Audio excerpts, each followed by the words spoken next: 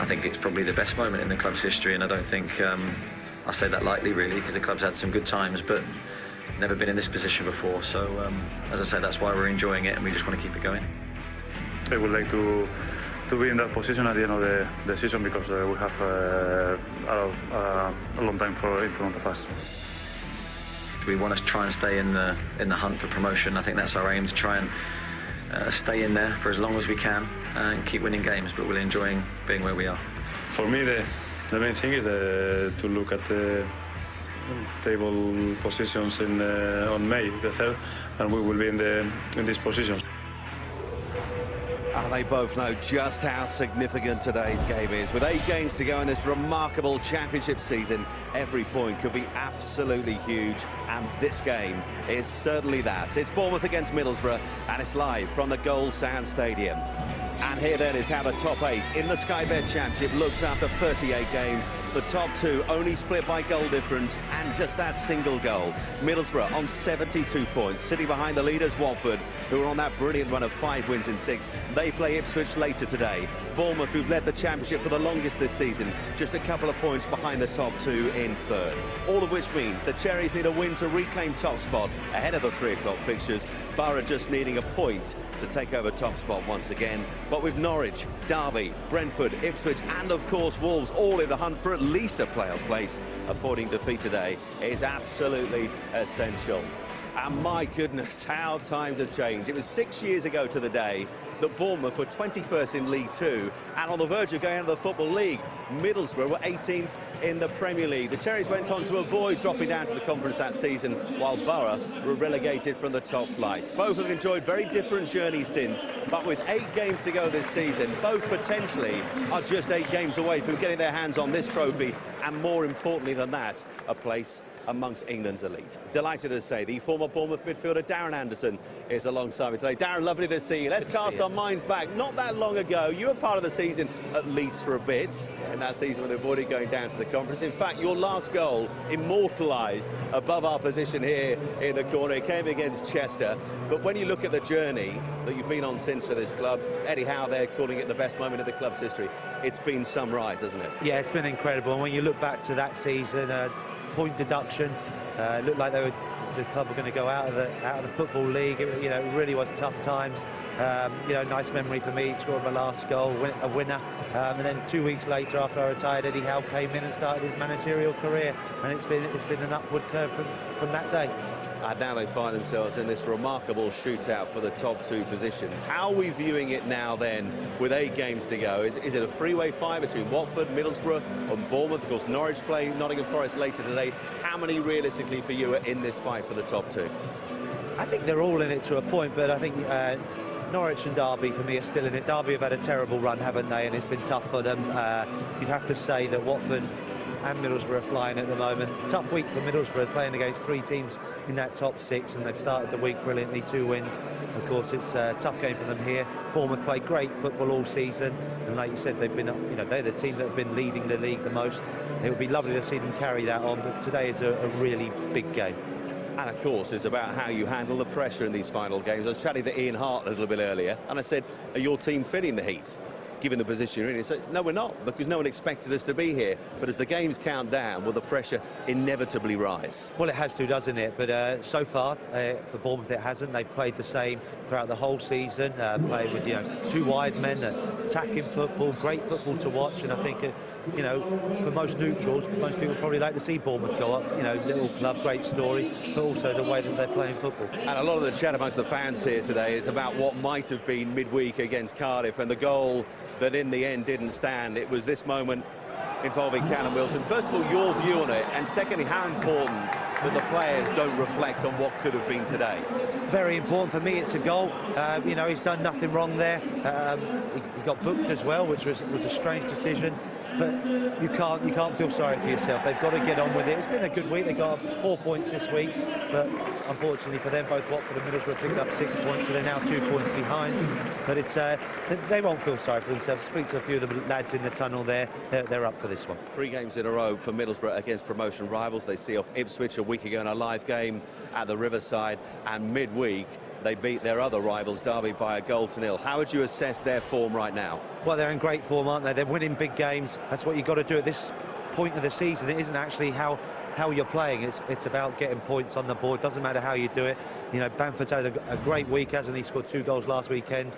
Looks a very, very good player, doesn't he? And is it not just the goals he's getting for the team, but particularly, as we saw against Ipswich and against Derby in that game, how he's finishing and the impact on the rest of the team in terms of calming the nerves? Well, that's right. You know, the goals he scored this week have been outstanding, especially the 2 against Ipswich. I mean, the way he went through, you know, one-on-ones, they're the toughest ones to take. I mean, it's like a training game there for him. It was absolutely brilliant, and it's a huge game, a game that they had to win, and both finishes, both different. Absolute class. I mean, that's what you need when your teammates look at you doing that. You know, the confidence that goes through the team, watching your teammate do that is wonderful. Now, I spoke to one Bournemouth fan. He was young, predicting a 5-1 win for the home side. You've got to love optimism, but it was a chess match back in November. What might we expect today? I think it'll be tight. I think, you know, Middlesbrough, they're a strong team. They defend well. They're difficult to play against, difficult to break down. Bournemouth, on the other hand, you know, they get at teams. They play with two wide men. You know, the way that they play out wide, with the way the fullbacks and the wingers link up, is great to see, and I'm sure Middlesbrough will have worked on that in their training this week. But for me, it's going to be a very tight game. OK, more from Darren to come later. Next up, we will hear from Eddie Howe and Aitor Karanka on today's game. It is the top scorers in English football against the best defence in the whole of the Football League. 2 teams who have been the hardest to beat in the Championship this season. Who will blink first? Will either take the early chance to hit the top once again?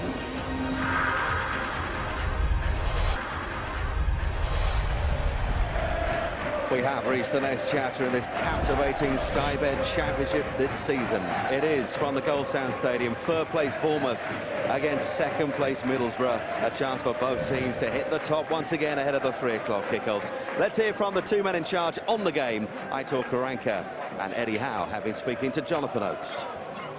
Did you expect Middlesbrough to come back strongly as they have in the last couple of games? Yeah, I mean, I think all the top sides, and that's us included, have had little dips and come back strongly. So twists and turns of the Championship with the tight games, I think sometimes they go against you. The Middlesbrough, as you say, have bounced back, as have we. So it makes it a very entertaining game. Aitor, after 2 great wins against your promotion rivals, can you make it 3 out of 3 today? Yeah, we are coming here to win again, but we know that it's going to be very, very difficult, because I said not yesterday or this week, I've been saying all season that Bournemouth for me is one of the best teams. Derby has an amazing players and an amazing manager, but Bournemouth is a team with a very good manager, and it's not a coincidence that they are at the top of the table, so it's going to be a difficult game. Do you feel any extra pressure when there's so much at stake on a game like today? I don't think you feel extra pressure. I think the pressure pretty level throughout. There's a lot of pressure with the games as they tick down, as I said earlier, and we know what's at stake. So for both teams, it's a huge game.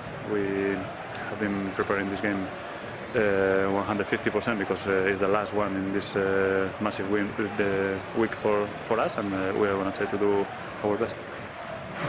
8 of the top 9 in the Championship, all going head-to-head this weekend. Last night at Molineux, Wolves prevailed against Derby County. Will anyone prevail here? Let's find out in the company of Andy Hinchcliffe and first Bill Leslie. Well, there was midweek frustration for Bournemouth as they were held in Cardiff on Tuesday night, but Eddie Howe goes with the same side again here, with one exception. Brett Pitman's 5 goals in his last 3 games is not enough to keep his place in the side. Jan Kermorgant returns alongside top scorer Callum Wilson. With centre-half Daniel Ayala injured, Aitor Karanka had the decision to make as to whether Jonathan Woodgate could manage 3 games in a week.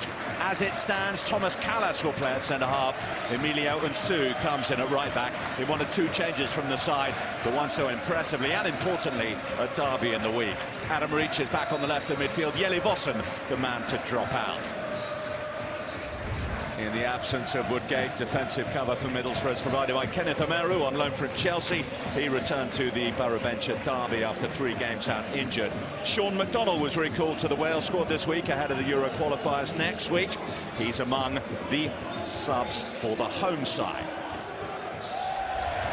Well, 2 clubs here with it in their own hands. stands 8 wins away from the Premier League. Long awaited for Middlesbrough, unprecedented for Bournemouth. It's second against third when we come back.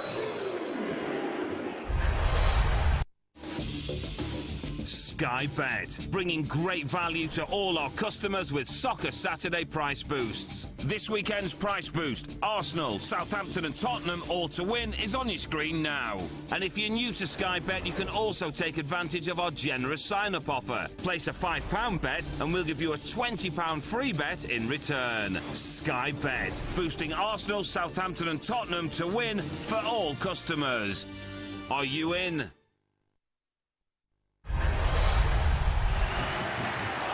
Very, very tight when these two sides have met. Goalless draws in the last 2 meetings. It's going to take something special to make the difference today. Andy, I know you feel this man could provide it for Bournemouth. Yeah, he's been outstanding. He fully deserved his Scotland call-up recently as well. He's got 11 goals. He's set up more goals in the Championship than anyone else. And his partnership with Simon Francis down the right for Bournemouth has been a major reason for their success. Well, the tension at the top's extraordinary this year. The lure of the Premier League, whether like Bournemouth, you've never tasted it, or like Middlesbrough, you've been on the outside looking in for the last 6 years. The last round of matches here before the international break, and a frantic April. 6 games next month, 1 in May, and then we know we'll be in the automatic promotion places and who will be in the playoffs. George Friend caught out, and Bournemouth the beneficiaries with a free kick. Well, this is what Matt Ritchie gives you, his tireless work rate as well. He's very good on the ball. He just commits defenders. George Friend just makes a mess of that clearance. You can't do that, certainly in the early stages of a big game like this. Put your foot through the ball.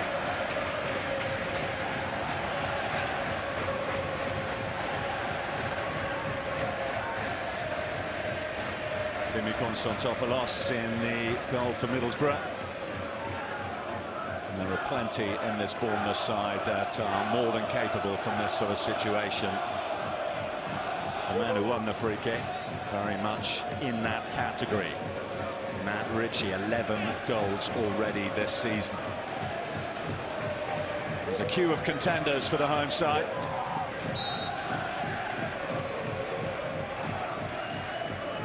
Came against the man to take it. Constantopoulos gets it away. Callum Wilson appeals for a penalty as he locked horns there with Ben Gibson. The referee, Anthony Taylor, waved it away. Oh, it's far from a comfortable save from the Borough keeper here. He's a good look at it. Just really makes his decision to go to ground fairly late. It's the bounce on that ball as well. Makes it difficult for the keeper to actually judge where he's going to end up. I think he's just happy just to pat that ball away, but not the most convincing goalkeeping.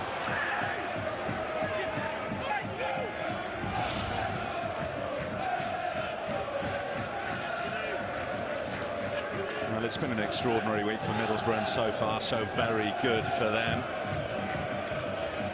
It wasn't as easy at times as the scoreline suggested against Ipswich, but in the end they made their point and got the points with that 4-1 win. Huge win at Derby on Tuesday night, and now they come here looking for the hat-trick. It will be their first ever league win here on this ground. Having said that, it's only the 6th time they've been here on league business. I think what is interesting is Aitor Karanka's team selection, bringing Adam Reach into the side down the left, Albert Adoma down the right-hand side. They're in the side to get forward, provide crosses, but to work back as well and try and deal with Pugh and Ritchie. Which is exactly what Adoma does there, to try and block the on-rushing Daniels from fullback.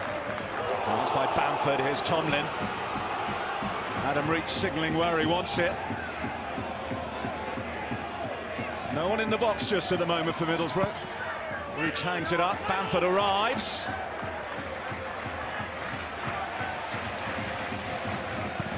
Daniels can clear away. Thomas Callas, one of several Chelsea loanees that have sprinkled themselves through this Middlesbrough squad, providing Premier League quality as Middlesbrough try to get to the Premier League. Well, Callum Wilson is struggling for goals. He's only got 1 in his last 8 games, and that was a penalty. But his hold-up play, that physicality he brings to this Bournemouth side, so important. He leads the line really well. It's not just about goals for Callum Wilson. Well, those of a Bournemouth persuasion will tell you that he did get a goal in Cardiff on Tuesday night, although it was disallowed.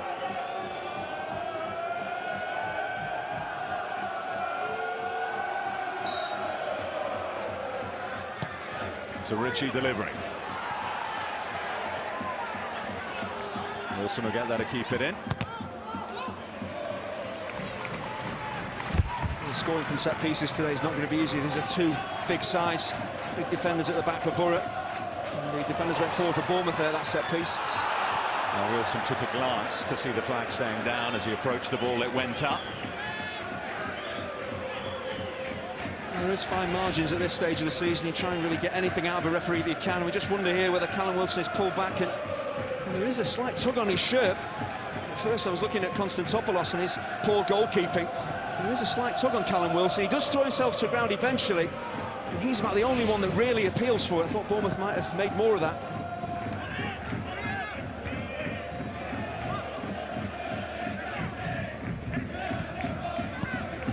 Rightly so, a lot made of Bournemouth's goal scoring. They are the top scorers in the whole of English football. And what is slightly lost when you look at that statistic is the fact that they've also got one of the best defences in this league. They're up against the best, though. Middlesbrough very, very tight at the back. They kept Derby at bay midweek. Bournemouth, for the record, is the third best in this league.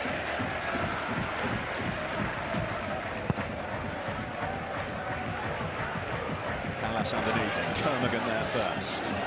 Wilson, back comes Ledbetter. Tomlin back in his preferred number 10 role. Three players strung just behind the lone striker Bamford. Lee Tomlin played down the left-hand side against Derby, and I do feel this is his best position. With what Karanka has gone for here, bringing Adam Reach in, it just allows Lee Tomlin just to play in behind Bamford. That's where he would prefer to be. Lovely ball picked up by Harry Arter. May well have come off the hand of Callum Wilson. It did.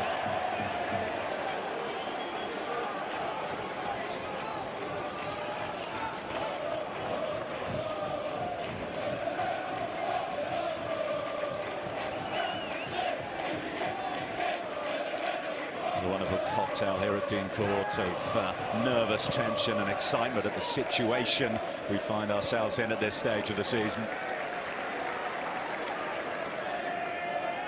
So little margin for error now. Middlesbrough joint top, just behind Watford on goal difference in second place. A couple of points further back, Bournemouth both know these two a win here and they will be top. Depends how long for. On Watford later on, who host Ipswich.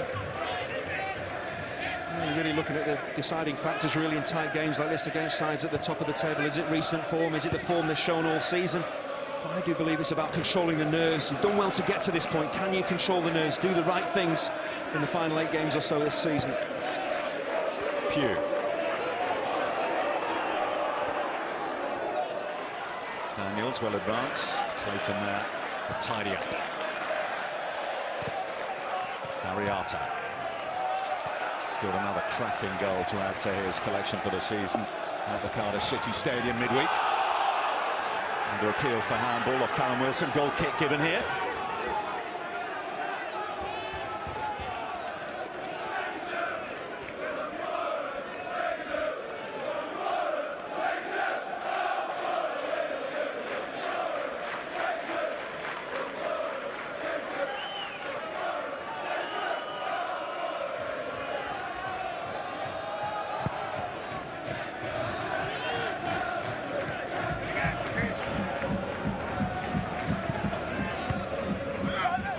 Sue and Adoma.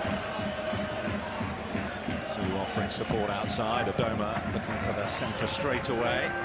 Cut out by Cook. Well, that's what you're going to get from Albert Adoma when he's in advanced positions. He will just get the ball out of his feet and look to deliver. Bournemouth have to do better closing him down. They have to stop that supply line in towards Patrick Bamford. Here's Gibson. Callas. Wilson hunting down. Gibson not taking quite such a risk second time round. Tomlin. Clayton.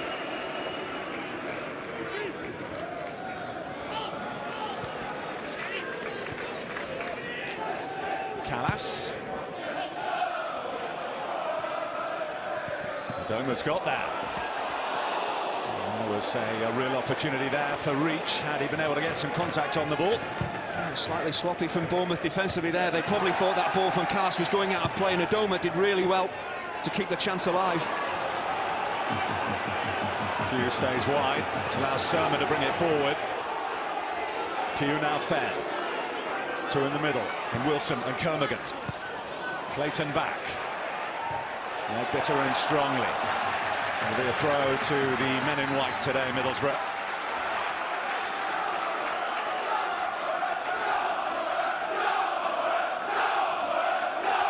Doesn't happen every week here at Bournemouth, and it is another barometer of the situation that they find themselves in, but the sold-out signs up here.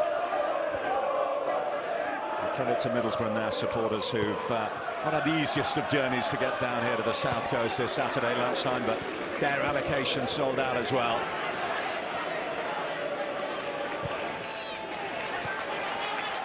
Matt Ritchie.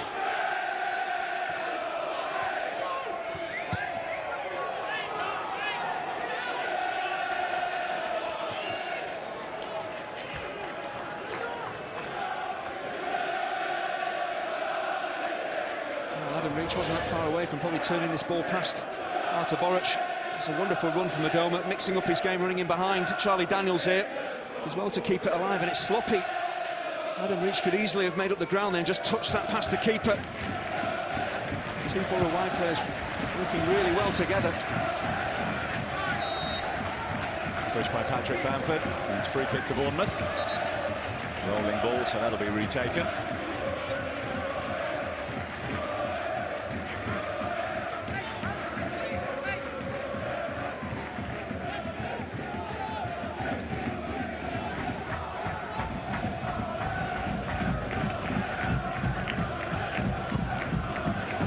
Now we can see the pace of Callum Wilson for the first time this afternoon. He's got beyond Callas. Now that's a real shout for a penalty given by Anthony Taylor. Well, this is quite stunning football from Bournemouth. They were under severe pressure. Harry Arter was under pressure in central midfield. He releases a fabulous ball for Wilson. And this is all about being proactive, making things happen, committing defenders, and it's very much a foul. Brilliant from Callum Wilson. The arm comes across him. That's clearly a foul. The referee in a great position to get it right. Jan Kermagant back in the side. 5 penalties he's taken this season, 4 of them he's scored.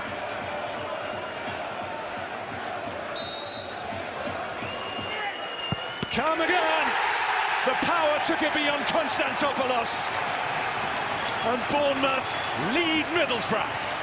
Well, at times, Jan Kermagant's penalties are far from perfect, but invariably they hit the back of the net, and at this stage of the season, that is all that matters. Keeper possibly gets a hand to this, goes the right way. Could he have kept it out? Oh, possibly. It's at a decent height for the keeper, but Bournemouth don't care. It's in the back of the net.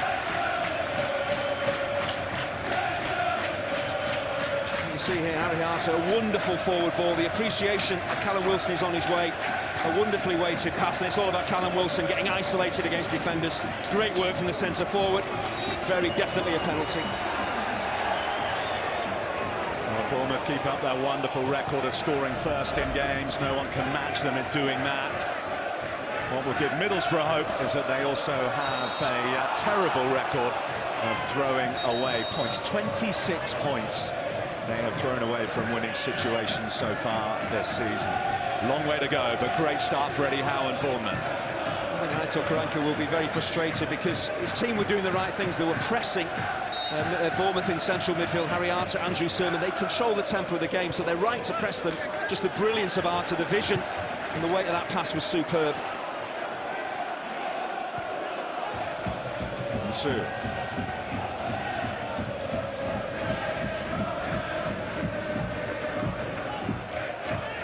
Gibson.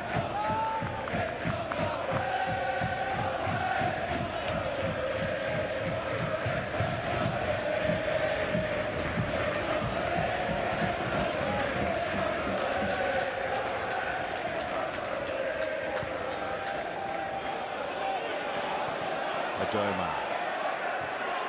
Broken up by Daniels, but that hasn't gone where he wanted it to. Off the back of Bamford. Away as far as Adoma. Well, the one thing we know about Middlesbrough, they have great character. They will come back into this game. They've been undone by a bit of individual brilliance, great forward pass, good work from the centre forward, but they'll come back into the game.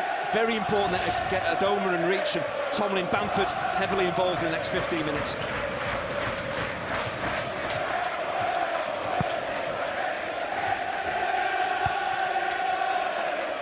Kermagand up against Callas this time. Sue.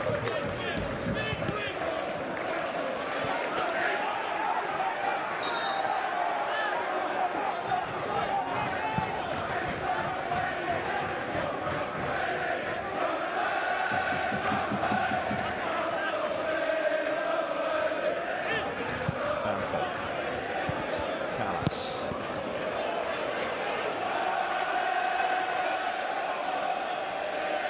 There's been some season for Harry Arter in the engine room for Bournemouth. It's got him a call up to the Republic of Ireland squad. They're up and coming internationals in the coming fortnight of Euro qualifiers. There's Clayton, Ledbetter.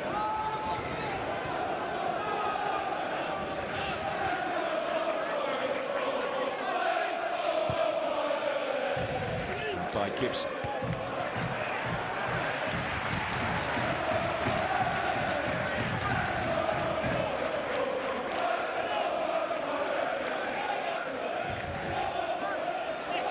Tomlin trying to manoeuvre some space, pull the strings for Middlesbrough. He's found Adam Reach.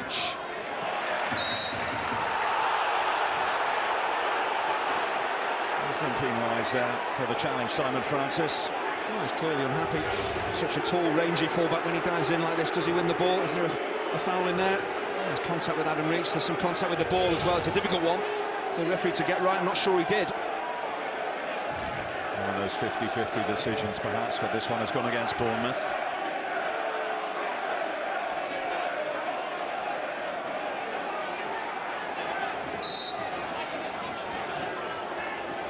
Gibson has come up from the back, as has George Friend. Delivered by Ledbetter. And Artur Boruc able to claim comfortably. Well, it's not the greatest ball in, but it's very important for both goalkeepers when they have the opportunity to come off their line and command that 6-yard box. They do it, and Boruc did that really well. Pugh. Daniels. Into an area, and with the pace of Callum Wilson, a pass like that looks like a pass to nowhere, can suddenly become a reasonable ball.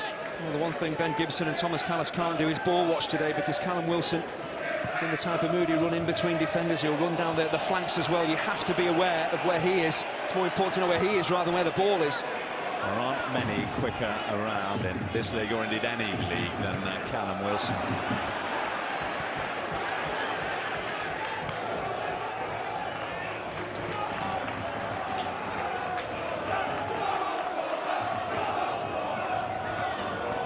Still inside the first 20 minutes here at the Gold South Stadium. This man's penalty separates the sides, and when he has scored so far this season, the previous 10 games, Bournemouth are unbeaten.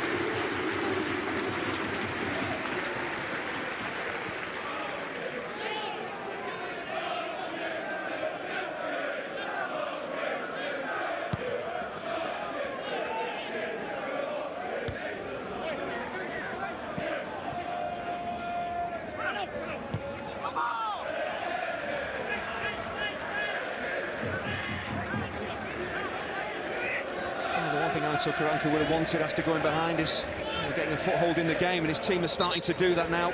First 10 minutes it was Bournemouth who were dominating the ball. The away side now seeing a lot more of it.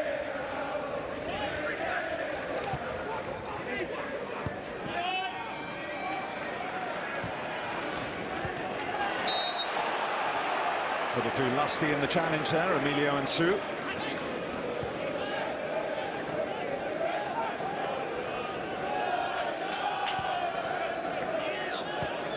Daniels. Arter.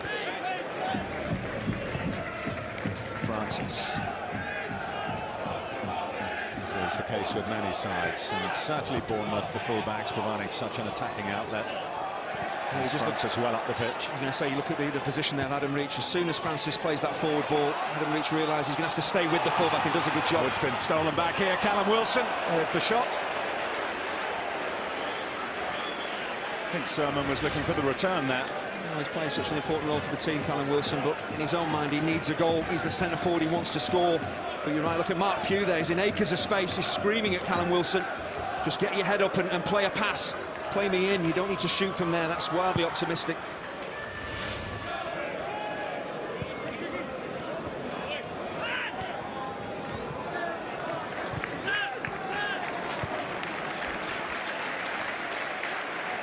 Talk about the goals of Callum Wilson. He's got 19 in all competitions, 16 of those coming in the Championship, with just 1 in 8, which was a penalty against Blackpool after a purple patch. It was 5 in his previous 6 before that. Happens to most strikers, though, during the course of a season. Let's go off the boil for a little bit. That's why it's so important to be mentally strong, to keep believing that you will get a goal, doesn't matter how you get it, but he's got to understand his role in the team, and he's done the hard work today with earning that penalty that Kermigan stuck away. There's no doubt of his importance to the side. It's always Callum Wilson +1. So the +1 Jan Kermigan. Brett Pittman can consider himself a little unfortunate to be left on the bench. I'm sure we'll see him at some point, though. Pugh to Arta.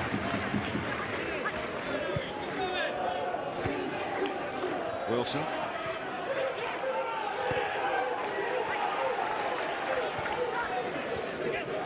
Sermon.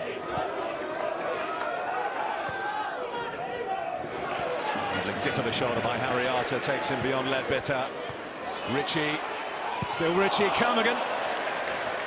I'll tell you what, this would have been one of the goals of the season in the Championship if Jan Kermigan managed to keep this on target. It's patient, it's excellent football, and they don't rush that ball forward. When it's right to play it forward, they do.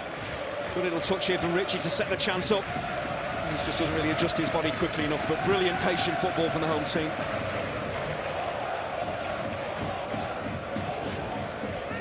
You clearly see the home side dominating things in terms of attempts. They've been on the front foot right from the kick-off. Middlesbrough, really, last 5 minutes or so, were looking a lot better, but suddenly it swung the other way, and Bournemouth, when they do get hold of that ball, look so threatening.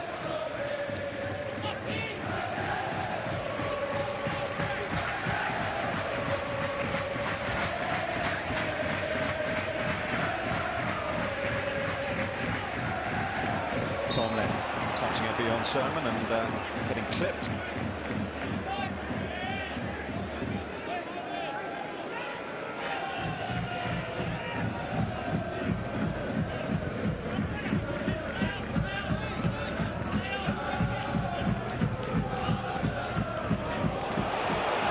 Touch from Clayton. Here's Callum Wilson, able to recover, but Wilson still has possession.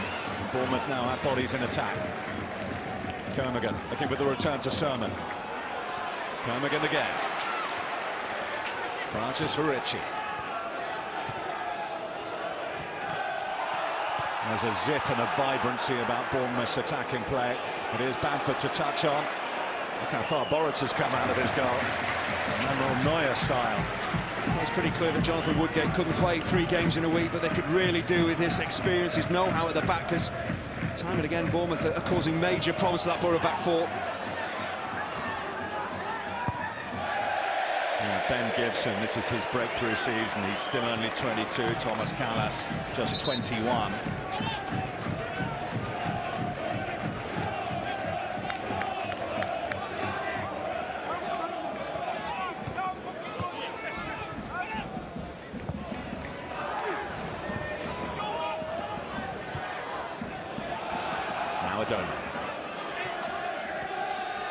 Tomlin. Good movement down this right from Mizzou. Tomlin spotted him.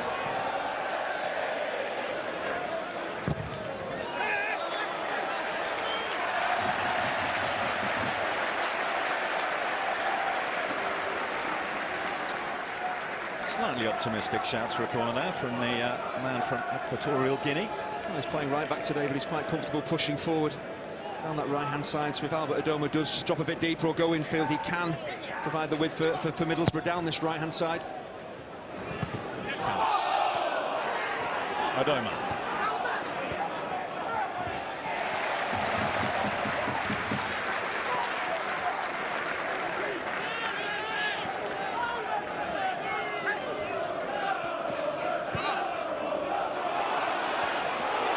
Wilson's pace again causing problems. Callas went in with the challenge. A bit of a consulting there between the referee Anthony Taylor and his linesman on this near side. Free kick given. Well, you've got to give Callum Wilson credit for his work rate, but it's a terrible throw-in from Insu. It really makes life very hard for Callas. Middlesbrough can't keep doing this. I'm just encouraging Callum Wilson to get involved in the game. A terrible throw-in. And the centre forward is across there and wins at a free kick that he should never be given the opportunity to get. Tony Elphick, the Bournemouth captain, just coming forward to have a word with the referee. Pugh.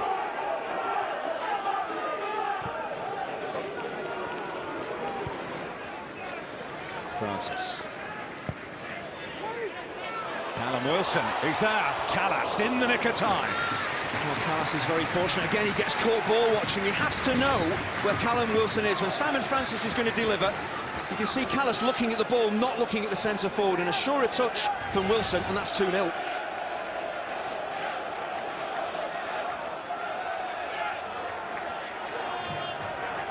A cluster of Bournemouth players and around that penalty spot. Here's Ritchie.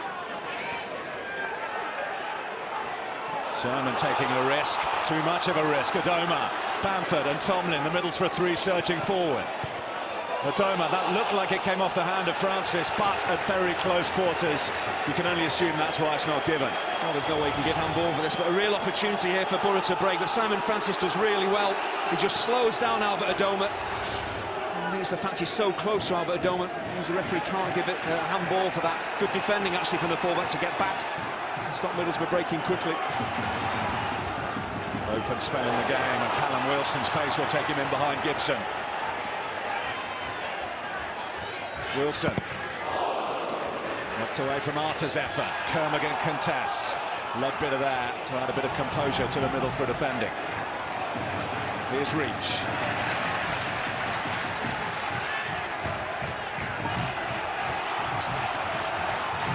Nice frantic spell in the match now. Well, Middlesbrough really do need to work hard here and stick together. Certainly defensively they need to be a lot better, because the way Bournemouth are playing, the crowd are on their feet as well. They can't afford really Borough to concede a second. I think if you talk to the majority of the managers in this league and ask them the best side they've been up against in terms of footballing, the majority might well answer Bournemouth, and in times in this first half already they're showing why they have impressed so many and why they are where they are on the table. It's the tempo they play out, the intensity they play out week in and week out. It's been outstanding this season. Ritchie, Francis. Hoisted up towards Callum Wilson. Kermigans! Well, Kermigan does magnificently well to keep this down and keep it on target. It's good positioning from Konstantopoulos. But once again, it's Callum Wilson causing all the problems. The ball breaks off him. That's what Kermigan has to continue doing, just following Callum Wilson, because opportunities will come off the good work from the centre forward. Lovely clip over the top there to try and get Wilson in behind. He's causing them all sorts of problems. We talked about Callum Wilson's pace, but it's about using that pace intelligently. You don't run around like a headless chicken. You pick your times to actually make those runs, and time again he's getting in. He's managing to keep himself on side as well. For someone so quick, that's not always so easy. Daniels. Pugh. Double up on him, and Adoma brings it away.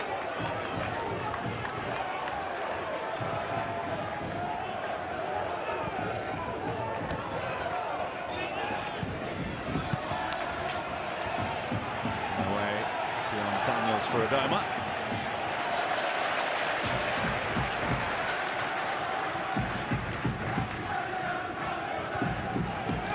Pugh.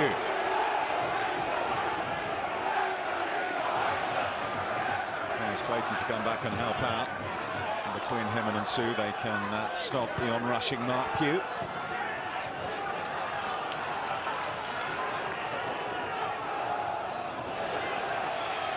Reach. Friend. Tomlin.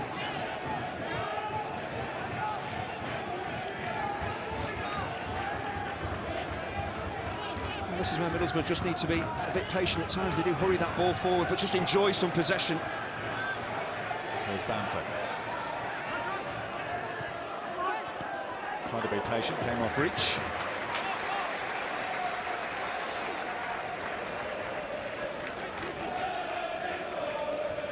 Well, with the scoreline still at 0-0, that best Middlesbrough opportunity really fell his way, just short of getting any meaningful contact on the ball at the near post. Sodoma kept it alive. Here he is on the ball now.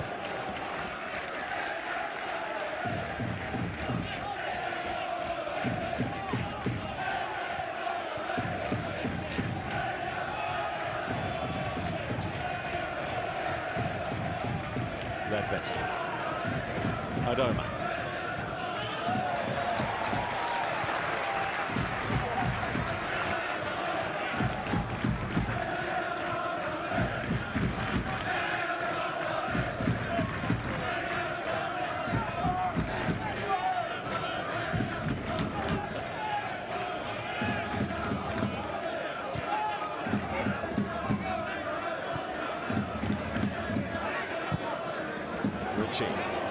Well, Callas has committed himself. Callum Wilson lost his footing but not possession. Has to wait for support, Callum Wilson. It's here now, it's Ritchie. Onto his left. Yeah, it's really good hold-up play again from Callum Wilson. Good run once again to get in behind those Borough central defenders, but he's got no support. And Ben Gibson actually does really well just to stand him up. Doesn't commit himself, the Borough centre-half here. He forces Wilson to go back. And it has to be the better option. We saw Hunter Callas with the penalty. Well, Patrick Bamford's not happy. He tried to spin away from the centre-half, Stephen Cook. He felt he was pulled back. The referee didn't give it.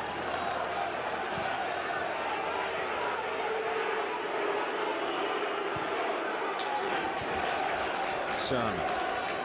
Daniels.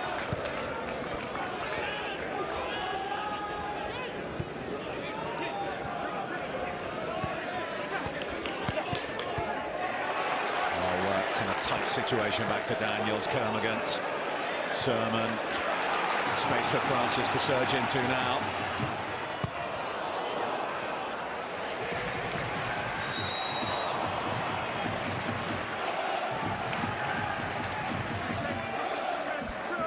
Best defence in the Championship is being stretched to its limit.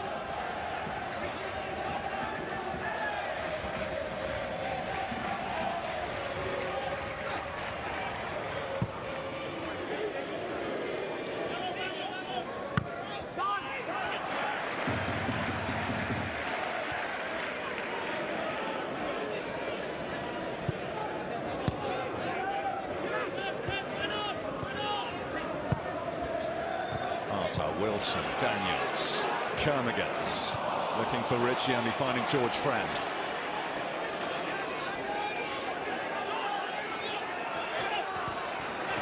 Taken away from him by Francis. Wilson.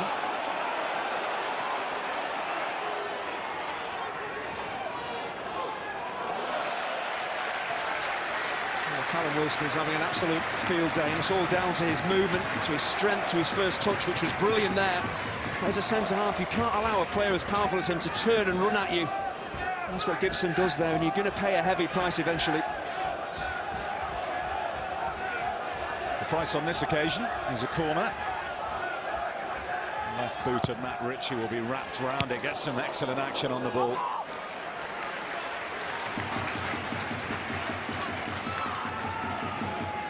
I'm sure Eddie Howe's looking on here and thinking we need a second goal. We're playing that well. We're asking serious questions defensively at Middlesbrough. And when you're playing this well, you really need to take a 2-goal lead.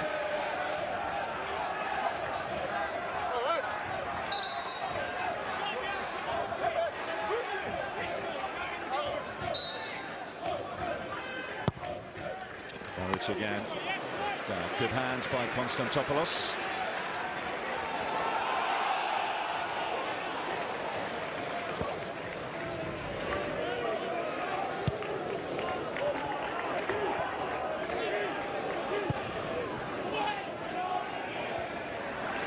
Cook at full stretch. Bamford, Adoma now. Reaches the man in the middle. Elphick didn't get that quite right, so Middlesbrough do get something out of that attack in the form of a corner. Well, this could prove very costly, really. He needs to be clearing that with his left foot. Goes with his stronger foot, his right, and that's why he slices it horribly behind. And a major opportunity here for Borough. You could hear the shriek of frustration from the Bournemouth captain, Tommy Elphick, as he did that.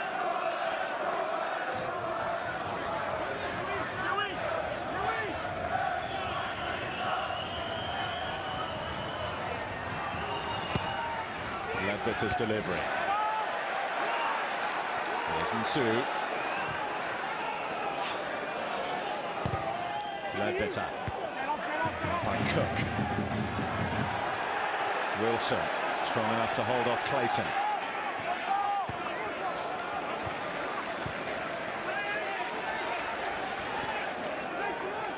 Friend now.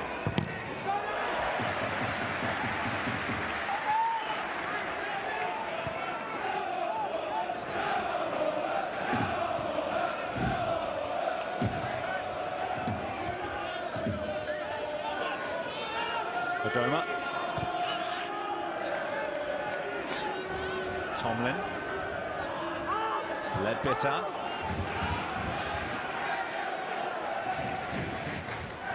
Finds the ball from Clayton for Adoma. Important that Daniels was there because the cavalry was arriving in the middle. Well, there's a feature of the way Borough go forward. Albert Adoma looking to run in behind defenders, and he's just relying on decent balls over the top. It was a good ball actually from Clayton. He did well, as we saw before, did well to keep it alive.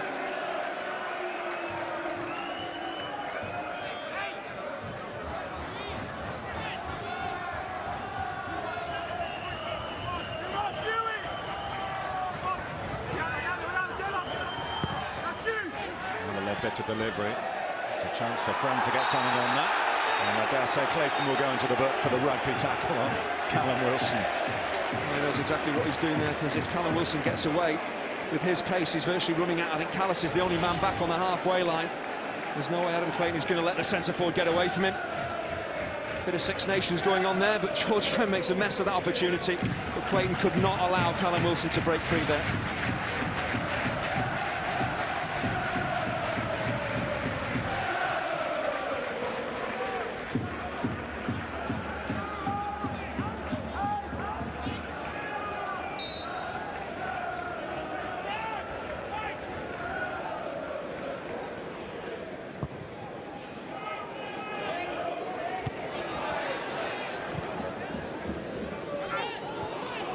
Tomlin.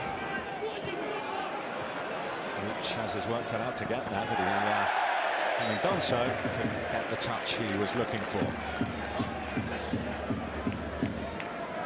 I just wondered there whether Lee Tomlin is slightly ambitious with that forward pass. Had the opportunity to run forward, acres of space in front of him, and that's where he really wants to be. The ball at his feet, running at defenders. Seemed to play that ball forward a little bit too quickly, and that's been the story really for Borough.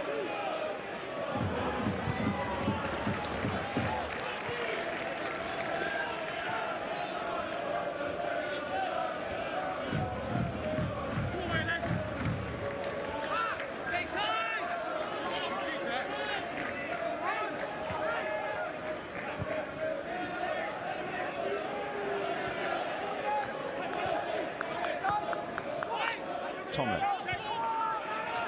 Here's Clayton.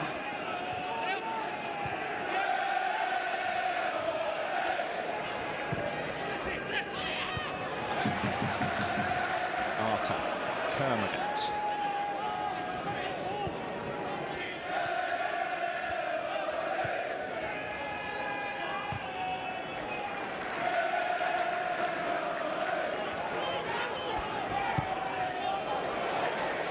Daniels and Wilson both coming forward down this Bournemouth left. Wilson getting his cross away.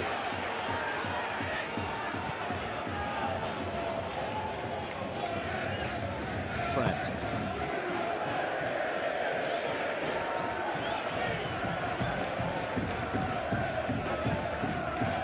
Super Sunday tomorrow, Sky Sports. How about this? Liverpool against Manchester United, 12:30. That's on Sky Sports 1 for you. And then the leaders Chelsea go to Hull City. That's from 3:30, Sky Sports 1. That's not enough for you. The Classico follows on.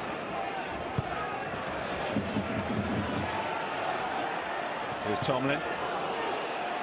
Still going, Tomlin. Support from Adam Reach. Looking to return it to Tomlin. Bournemouth have bodies back.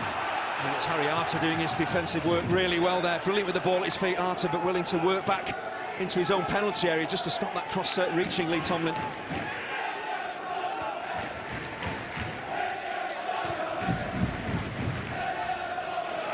Bamford, who hasn't had a lot to get his teeth into, and that's credit to the way that Bournemouth have dominated most areas really in this first half. But as Andy said a few moments ago, just one goal. It's not really the sort of buffer that their performance merits. They'll probably be looking for a little more. And to be fair to Patrick Bamford, the service into him so far has been shocking as well. He's up against two solid centre-halves in Cook and Elphick. They've got to get that ball at very least into his chest, into his feet ideally. Callum Wilson up against Callas again. Wilson! Wayward. Well, the angle is against him. He's moving at pace as well. It's always difficult to really control your shot at the end, but look at his positioning again. He's in between defenders, and Middlesbrough just don't seem to know how to handle him. You've got two centre-halves there. One has to get touch tight with him, and one has to be on the cover. If you're both caught square like that, time and again, as we've seen in this first half, he's going to get in. Speaking of getting in, 5 minutes or so till Aitor Karanka can get his players into half-time and probably get stuck into them. Sort out issues such as that, which have created big problems. Here's Ritchie. Arter. Kermagant.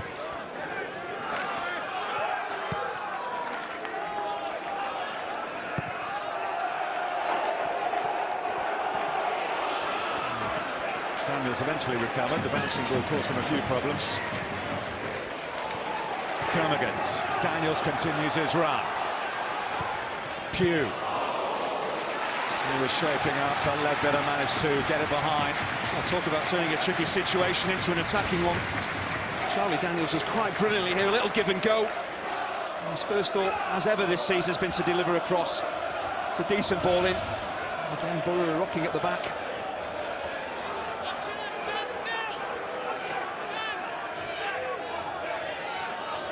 Shaping up for the short corner.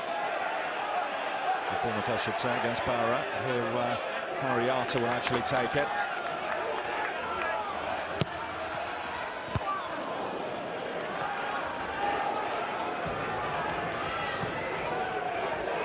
Daniels. Pugh. Pugh recovers, gets the better of Adoma. Out by Callas, but Bournemouth haven't finished yet. Harry Arter. Francis now. In by Cook.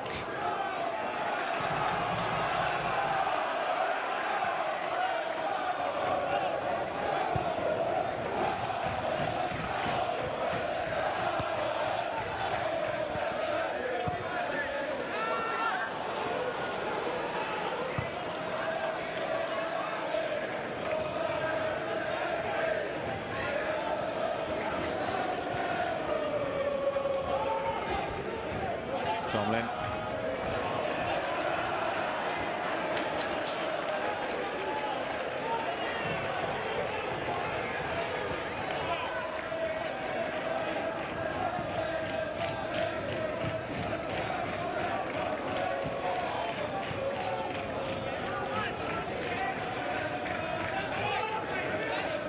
Such is the meticulous nature of the way that Aitor Karanka goes around his planning for every match.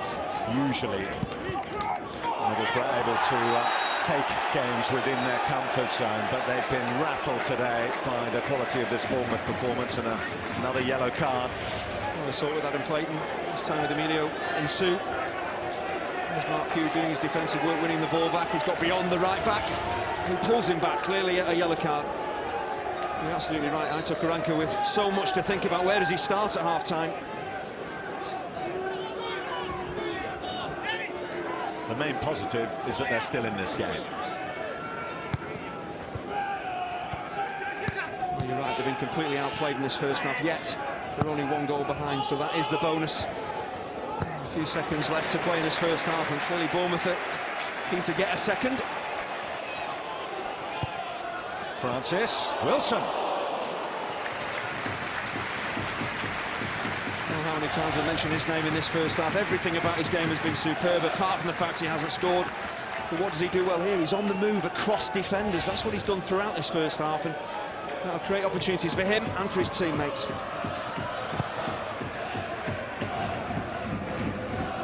I'll be absolutely delighted with the way things have panned out here. Talked about this being the biggest spell in the history of Bournemouth. Proved to be a little bit of a burden on some players, but his side, as you can see by the way they played here, thriving on the challenge. Important touch there by Elphick. Alfred may not have finished yet, but out by Cook. Well, Eddie Howe was saying there's no more pressure on his team at this stage of the season than any other time, but clearly there is. But they seem to be really relishing the pressure, enjoying the atmosphere of this game. They have been outstanding in this first half.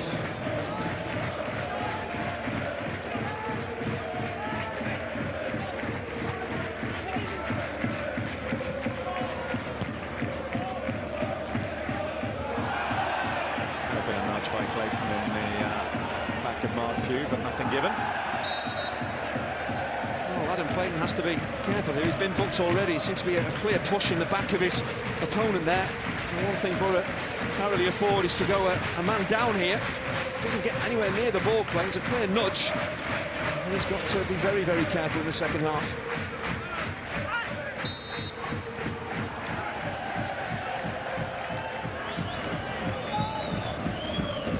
Insu.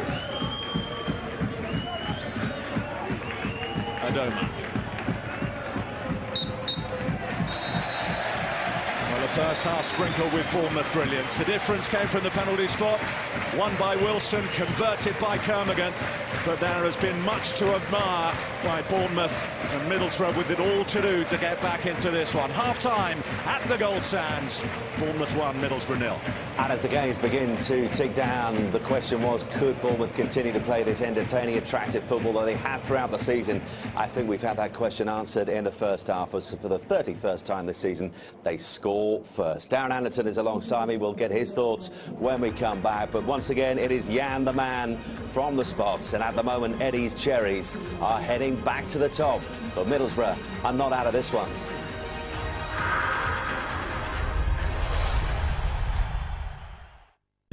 In the battle between third place Bournemouth and second place Middlesbrough, Jan Kermagant's 6th goal in his last 9, his 5th penalty of the season, the difference between the two sides, but huge differences everywhere else. Look at this, 11 attempts from Bournemouth to Middlesbrough's 1. Borough yet to register a single shot on target. Bournemouth had 4. They shade the possession as well, but with only 1 goal there is still plenty to play for. Darren Anderton is alongside me, and Darren, at this stage of the season, would you describe that as a more than expected comfortable half for Bournemouth? Really comfortable. Eddie Howe will be delighted with the performance. They started well, they're playing high pressure. In the middle of the park, Harry Arter's been outstanding. I think Callum Wilson, I mean, he's caused the Middlesbrough centre-backs, give him a bit of a torrid time, to be honest. Yeah, and imagine in the small hours, if Callas wakes up, he'll have Callum Wilson on his mind, because he's been having a nightmare against him. But you mentioned Arter in the build-up to the penalty he was given. What a ball. Great ball, and that's what the Bournemouth boys know. They then know that he will go in beyond defenders. You know, and he's done it the whole game. Got in a great area here, lovely little nutmeg there. And he's been brought down. It's a definite penalty. Well done to the referee. But you know, he's done this throughout the whole half, getting in behind, getting into their faces, causing them all sorts of problems, and that's the difference between the teams at the moment. And Callas has been at sea against Wilson. Kermagant takes the penalty and just gets it home. Just got it in there, didn't he? Keeper went the right way, but he's hit it with enough pace that he's able to nestle into the corner, and exactly what they deserved at that point. Yeah, 5 out of 6 penalties he's scored so far this season. Let's cast our minds back to a little bit earlier. This came in the 2nd minute. It's involving Callum Wilson again, but this time it's Ben Gibson involved. Big shout for a penalty from the players involved. Was it a penalty for you? Well, I think it probably was. If it was anywhere else on the pitch and the referee saw that, you know, then I'm sure he would give a free kick. So, you know, Gibson took a real risk there, but fortunately for him, got away with it.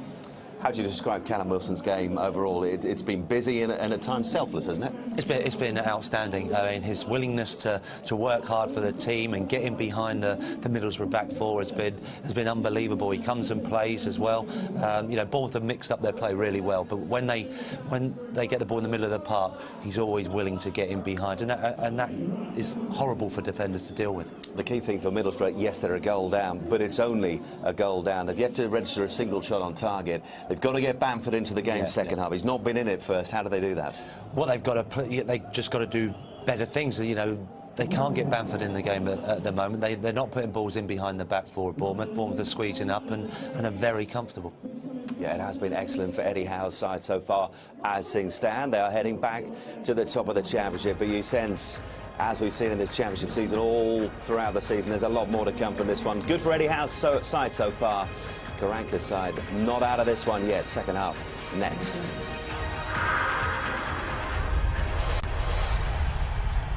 Quite a weekend of live football to look forward to. The Saturday night football sees Dick Advocaat's first game in charge of Sunderland. They're away to West Ham from Upton Park, 4:45, Sky Sports 1. And this is not a bad Sunday. The Super Sunday doubleheader begins with the big one of the race for Champions League places at Anfield. It's Liverpool against Manchester United. We're underway 12:30, Sky Sports 1. We then head to the KC Stadium as the league leaders Chelsea travel to Hull. That's from 3:30. Book the sofa big time tomorrow because we finish off the day with the clash in La Liga between the top two. It's El Clasico. Barcelona 1 point ahead of Real Madrid. 7:30, Sky Sports 5 and Sky Sports 1. Well, here at the Goldstand Stadium, as things stands, Bournemouth going back to #1 in the Championship ahead of the 3 o'clock kickoffs. Penalty given, Wilson giving Callas a nightmare. Jan Kervigan stepping up to make it 5 penalties out of 6 so far this season. And for the 20th time this season, Bournemouth lead at half-time. And their record when leading at half-time is they have only lost once. Darren Anderson still with me in the studio. What is the approach on the home side second half? More of the same, isn't it? It has to be exactly the same. The only negative is that it's only 1-0, so I'm sure Eddie Howe will be delighted with the performance, but I think they might need the second goal. I don't think Middlesbrough can play as poorly as that again in this second half. Yeah, they remain a dangerous side, don't they? Because, as you said, they can only improve, and we know how Karanka works at half-time. He's not afraid of saying a few things. No, that's right. So set up nicely. Here we go, then. Let's rejoin our commentators, Andy Hinchcliffe and Bill Leslie. Well, the first thing to report is that there are no half-time changes, so Aita Karanka may well do some tactical tinkering, but he hasn't changed the personnel. And as Darren Anderson just said, will surely be more of the same from Bournemouth. Francis. Nervously looking over his shoulder to check where Callum Wilson was. Have a dip of the shoulder will take Mark Pugh away from Nsu. He closed the door between them, Adam Clayton and Emilio Nsu, both on yellow cards. Oh, that's fabulous footwork from Mark Pugh. He's got no right to get this ball away from 3 Middlesbrough defenders there. Just manipulates it brilliantly. A touch on the ball actually from Clayton, maybe slightly unfortunate. I don't think the foul was actually given for his contact more than Sue.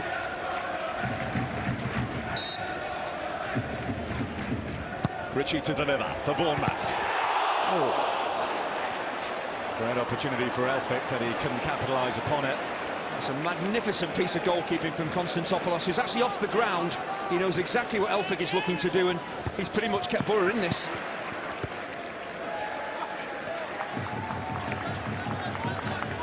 Not sure how Tommy Elphick has managed to get into this much space.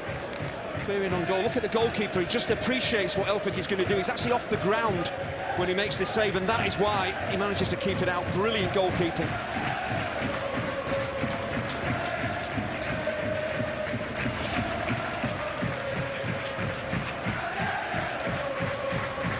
That could yet be a very significant moment in this match. There's always a route back for one, but this Middlesbrough side, who are the lowest scorers in the top 6 of the Championship, 2 might be too tall an order.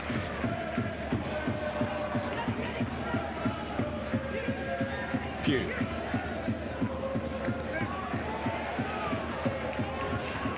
Kermagant. Hustled out of possession by Reach, but he gets the touch in there. Pugh. Oh, lovely with dancing feet to try and open up some space. Oh, what an effort! What an effort that is! Absolutely wonderful! And Bournemouth double their lead. He scored a cracker in the week and he scored another one here, Harry Arter. Well, this is pretty much unstoppable. Brilliant footwork from Mark Hugh. When the ball breaks for Harry Arter, he doesn't even look at the goal, he just backs himself. As you said, he scored a beauty against Cardiff. He's just followed it up with an absolutely crucial second goal here, but this is instinctive for the midfielder. This is just unstoppable. Konstantopoulos is just a spectator here. He's never going to save this. Brilliant connection as he whips this into the far corner. What a goal!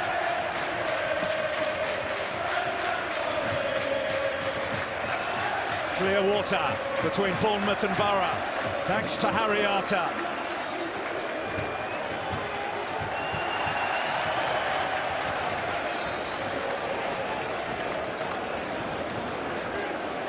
Well, sometimes you have a half-time break and it can be a real sea change in how the game goes, but Bournemouth have come flying out of the traps at the start of the second half, and you'd have to say they deserve a 2-0 lead. Well, he was asked in the week, Eddie Howe, as to whether his side would become more conservative as the glittering prize of Premier League promotion gets even closer. We've had an answer here in emphatic terms against the Middlesbrough side, one of the best in the business, and Bournemouth quite simply at times overpowering them. And here's Callum Wilson. It could get even worse for the men from the northeast. Ritchie's forward. Just lost his footing as he had to put the brakes on.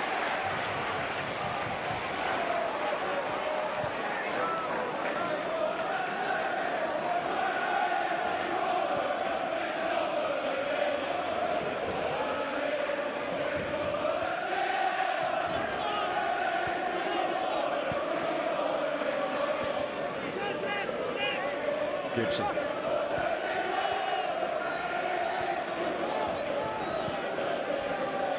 Clayton.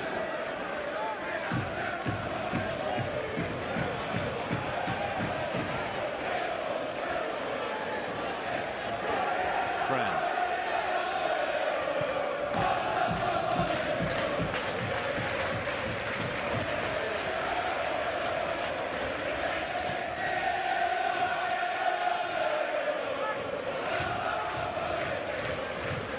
Tomlin, Bamford.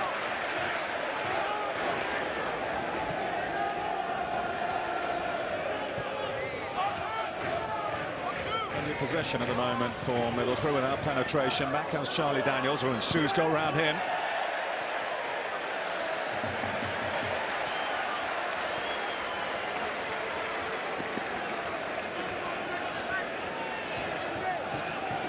Harry Arter's been absolutely outstanding. Clearly see the influence he has on this side. That forward pass, the vision of the pass for Callum Wilson to force the penalty. And you see his shooting ability as well with the second goal. He has been outstanding so far. That's 8 goals now for him from midfield this season. 2 spectaculars in the space of a week. I think what you'd say, we've seen the best of Callum Wilson and Harry Arter. We haven't really seen a lot of Mark Hugh or Matt Ritchie. From the Middlesbrough players and fans, that is a major worry. If those two come into the game as well, we could see Bournemouth adding to that scoreline.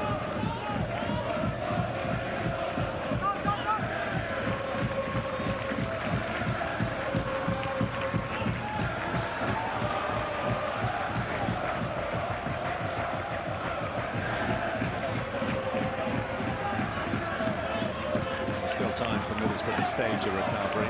It's going to take a bit of a sea change here. You just look back at the week they've had. Everyone around the club talking about it as a week of destiny. Here's Reach. Goes behind for a corner. They've had to invest an awful lot of effort in beating it, so particularly the trip to Derby as well. To come here against a very, very sparky Bournemouth side, just fallen below their usual levels at times.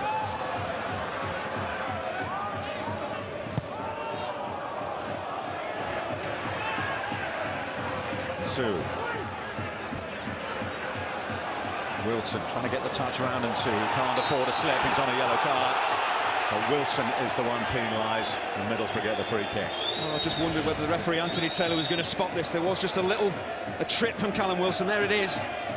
just wonder the referee got it wrong, but he was spot on. Flanagan fouled by a frustrated Bamford. You are right about Middlesbrough's performance. It has been below par, but they're up against a side that is working very, very hard against them. A side in Bournemouth who are moving that ball slickly with real purpose. Sometimes you can only be as good as the opposition you're up against, and then come up against a Bournemouth side who are flying.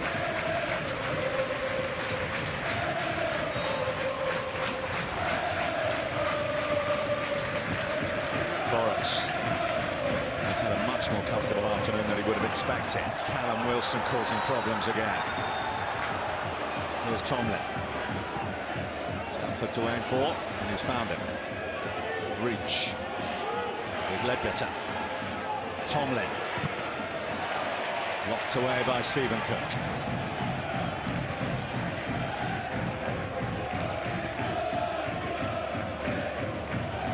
And Sue. Adoma. Lovely defended by Daniels.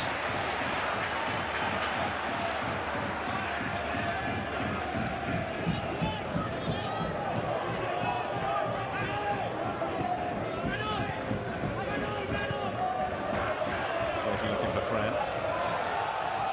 The ball did go out of play. It'll be relieved there, Francis, because Friend had slipped the shackles. Well, at the stage now where Karanka has to do something, has to take a risk here, because the game at the moment is gone. Clearly see he's going to make positive changes here and trying to turn this around. Adam Forshaw and Kike, the two players getting ready.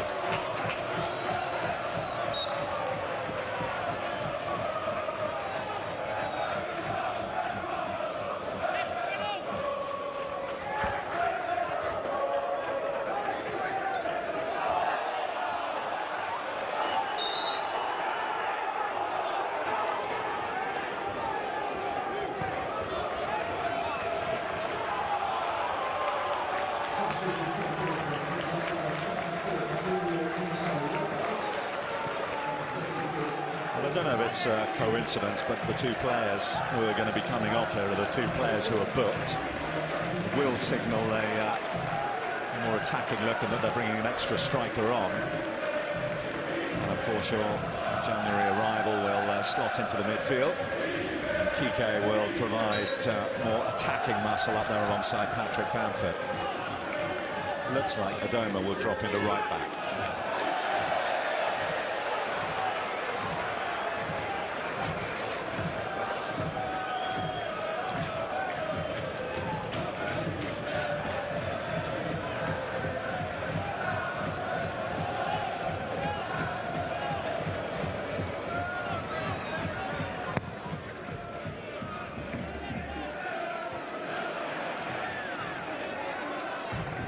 We've played 55 minutes and Middlesbrough haven't had a shot on target. Oh, here's Callum Wilson. Konstantopoulou lively enough off his line to get there first. Oh, loose pass out by Callas. He's given it straight to Pugh. Wilson waits in the middle. Tried to find Arter. Well, Bournemouth have been excellent going forward, but they have been encouraged by some very sloppy Middlesbrough defending.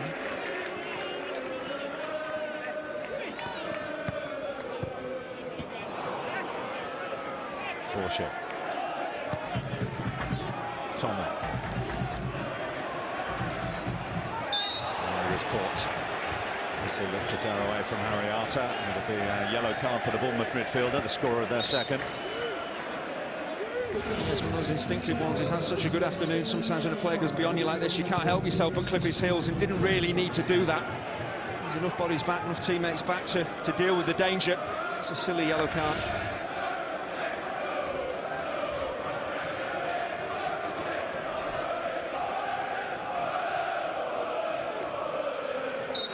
Small blemish on an otherwise pretty immaculate performance from Harry Arter so far. Friend. Reach. Kike.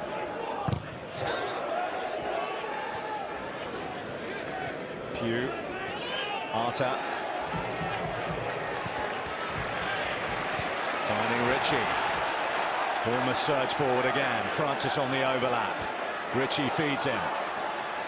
Just ran away from Simon Francis.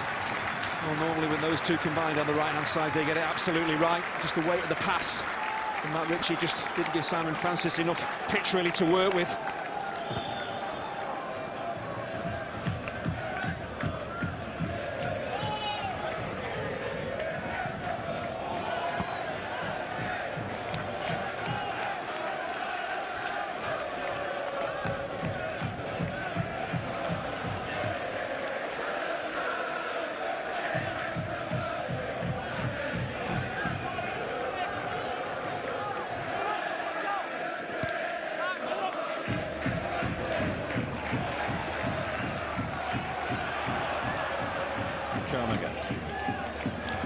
Hugh to Wilson, onside.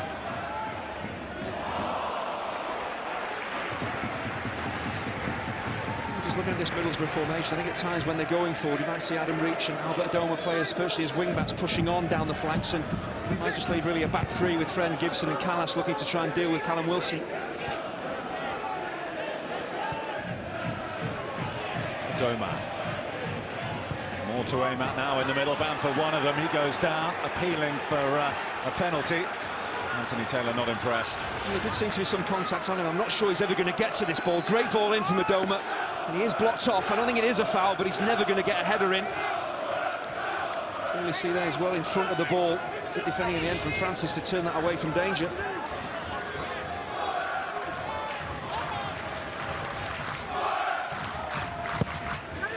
Ledbetter in the near post. Bamford tried the flick. Important that it didn't run to Tomlin. Hugh was there to scoop it clear. We talked about an appetite for the game as well, a desire to get to the ball first. Mark Pugh, brilliant in possession with the ball at his feet. And he was absolutely determined to get to that ball first.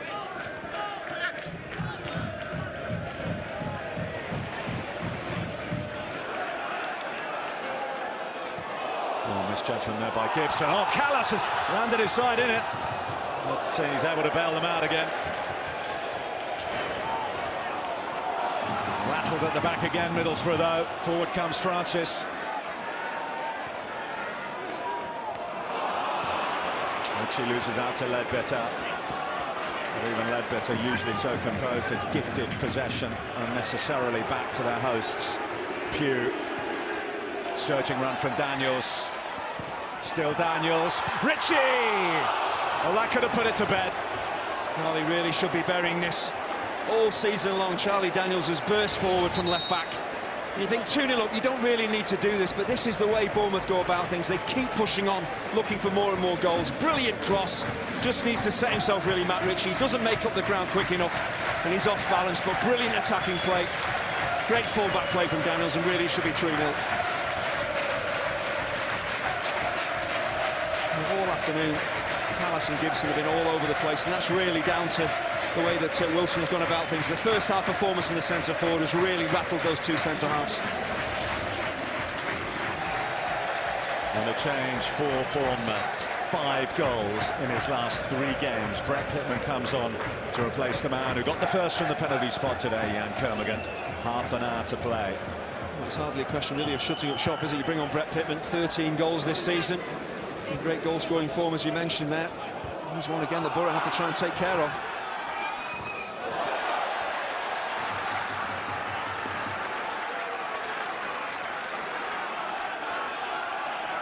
Another early kick-off in the Sky Bet Championship today at Griffin Park. This isn't expected. Lee Gregory's given Millwall the lead against Brentford. Ledbetter with this Middlesbrough corner. Borough for Wilson. Adoma, one of the few out there who might be able to match the pace of Callum Wilson. Got to keep a lid on him there. I'm not sure Wilson actually wanted that ball. If he's up against Callas or Gibson, he might want it, but up against Adoma, who is very quick, he was never going to run away from him.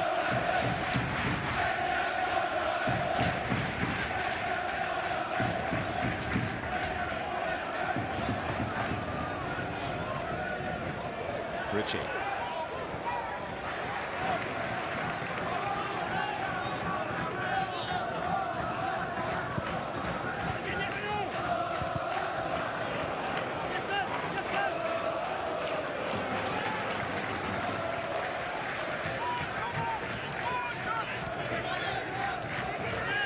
few. Looking for Daniels, finding Daniels, who's got beyond Tomlin. Early ball in.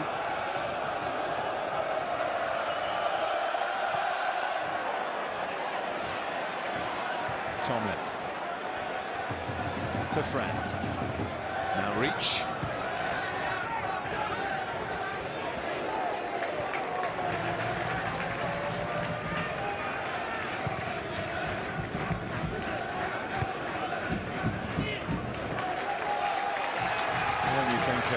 Tommy Elphick header in the opening moments of the second half, and you think of that Matt Ritchie chance. He could be far away and out of sight and over the horizon already, Bournemouth. Well, there is still a long way to go. There is a chance Borough could get back into this one, but if you're looking for a quality performance under pressure, that's exactly what you've got from Bournemouth so far.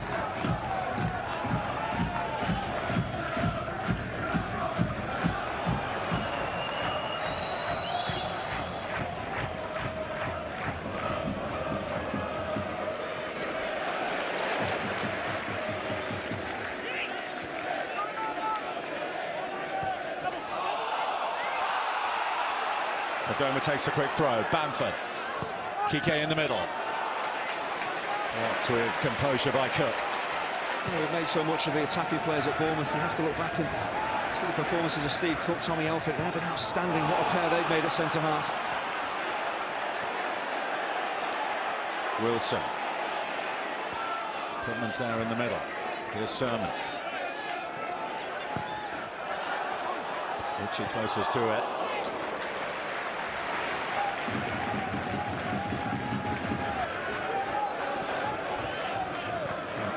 Touched in the first half on the fact that Bournemouth have this shaky record of throwing away winning positions. It's usually from one goal. Only once this season have they thrown away a 2-goal lead, and that was here back in November to Millwall. Here's Forshaw.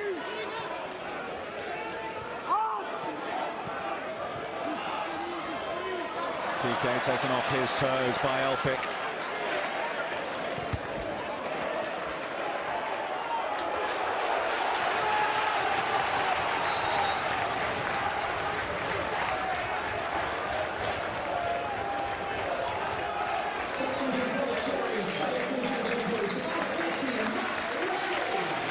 Ritchie's afternoon is over, and he will be replaced by Adam Smith. Yeah, for me, Matt Ritchie's looked slightly out of sorts today, so whether he's fully fit or feeling fully well, I'm not so sure, but he's not been his usual self. Pulled up by Gordon Strachan and Scotland for the first time this week. Next action will perhaps be in the dark blue shirt.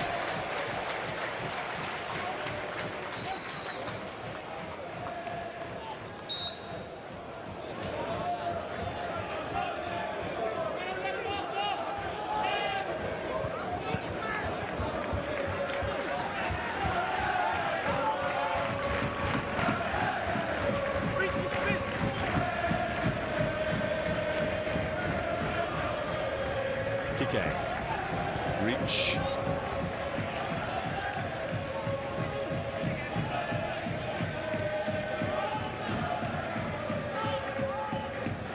Adoma. It's a better ball, but Forrest has control of it. That's really good reading of the game from the Bournemouth goalkeeper. Every time those crosses have come in, whether it be from set pieces or general play, invariably he's off his line collecting comfortably. That's about all he's had to do as well. Here's Smith up against Friend.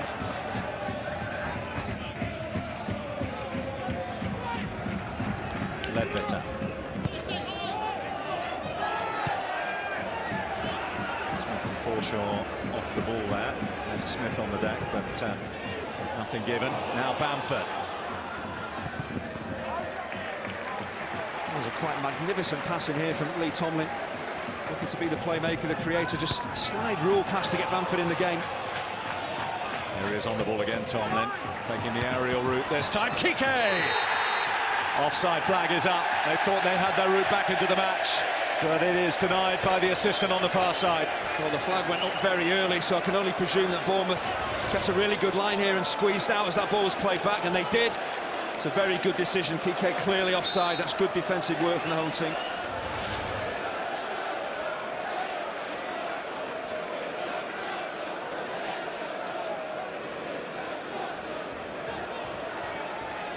talked about before that Kike header was ruled out, the combination between Tomlin and Bamford, that's what led to the winning goal at Derby in the week. The problem here for Artur Boruc.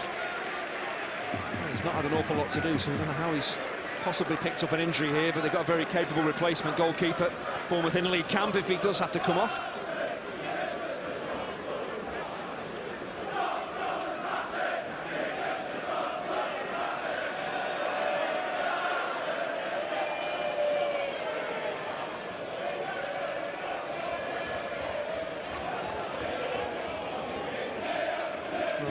His goal at Cardiff was an important one, but this one could be even more important. It's such a tight race at the top of the Championship. Every goal you score is absolutely vital. It doesn't matter how they go in, as long as they do go in, but this is just, well, simply stunning. So instinctive from Harry Arter. Doesn't think twice, just batters it off the post and in, and a crucial goal as Bournemouth chase the Premier League. Well, as it stands, Bournemouth on to 73 points, Watford and Middlesbrough on 72. Watford kick off later on today at home against Ipswich.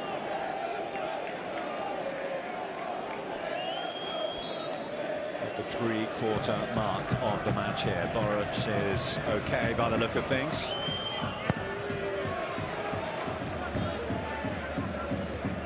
Great lead by Kirkman.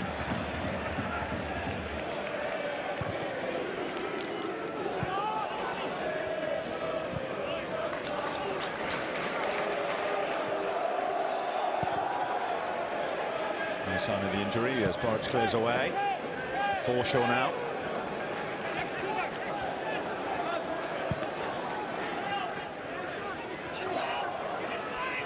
Tomlin.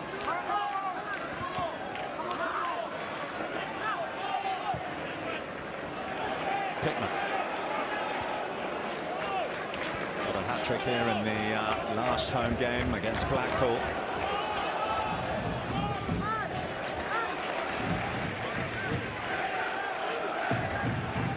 Daniels and Pugh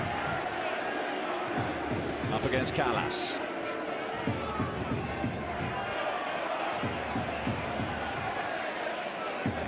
Daniels is there in support. Now Arter. Might have another crack here, Harry Arter. Gets the corner as his reward for that one.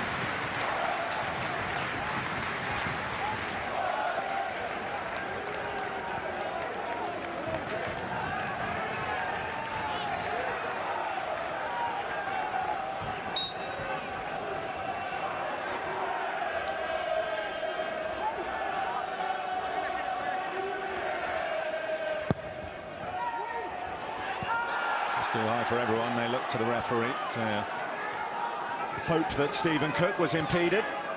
That was a 5.9 from Steve Cook, because he's never getting to this ball and decides to throw himself to the ground. That's never a foul. There's a bit of a wrestling match going on, but there's no foul in there, and goes to the ground theatrically as that. The referee's not going to fall for it. Kike's touch. This is Forshaw now. Adoma.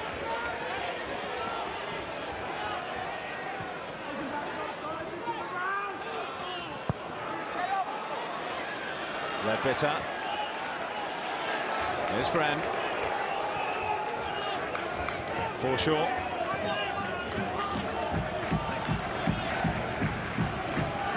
There's much to admire about Bournemouth going forward, but their defensive work rate is also something else that stands out. If you look at Patrick Bamford, the influence he's had against Ipswich, and of course getting the winner at Derby in midweek as well, he's been virtually anonymous, and that's down to the way Elphick and Cook have dealt with him and the way that back four have played together. Cut off the supply line so well as well, haven't they?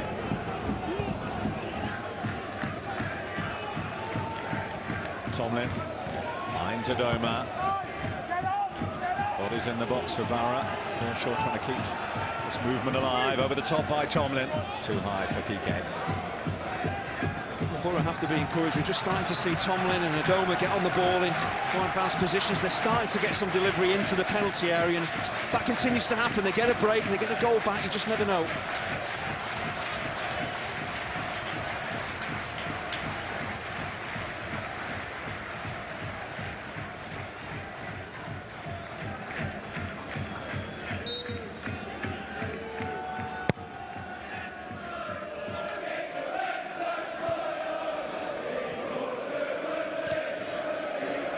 Hoisted over the top by Tomlin. That worked very well by Cook.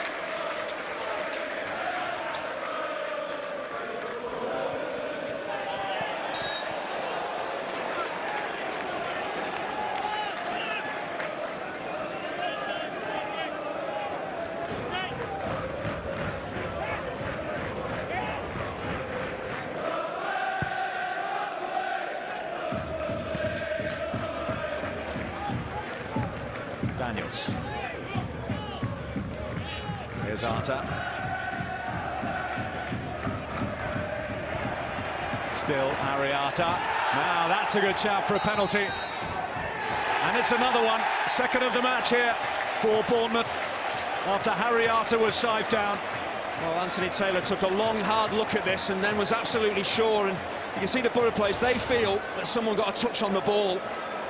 Ledbetter alongside him, Adoma coming in. I don't think there's any contact on him at all, really, there. Is there a foul in here? Adoma comes across. Does he touch Arta? I'm not so sure. The referee here looking right down the barrel, and there is no contact. Harry Arta has actually bought a penalty there. The referee had a good long think, but I don't think he's got it right at all. Well, you can see by the reaction of the Middlesbrough players that they know exactly what happened there.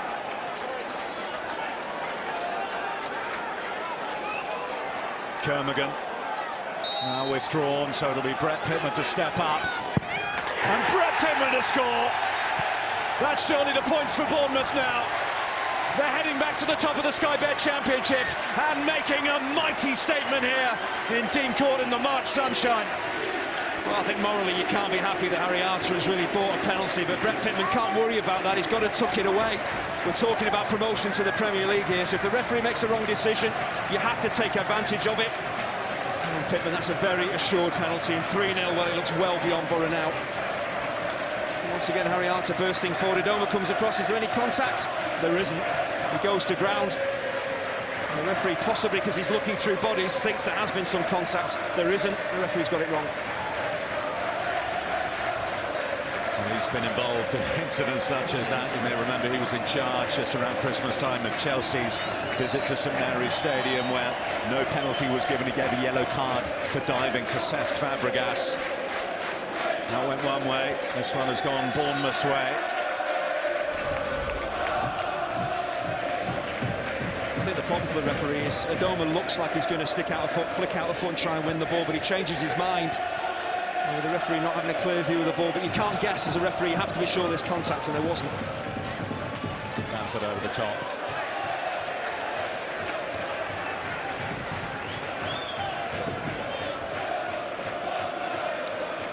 Well, Middlesbrough can feel hard done by for that. Some penalties decide matches. Perhaps that one will not be so vital in that point. It's not like a 1-0 scoreline or something, and Bournemouth good value for their lead, and it still doesn't leave a good taste in the mouth, does it? You clearly see Aitor Karanka is absolutely furious. Of course, the game really was, even at 2-0, looked to be beyond his side. Could they have got back into it? When a player goes to ground like that and a penalty is given, it just really rubs salt in the wounds.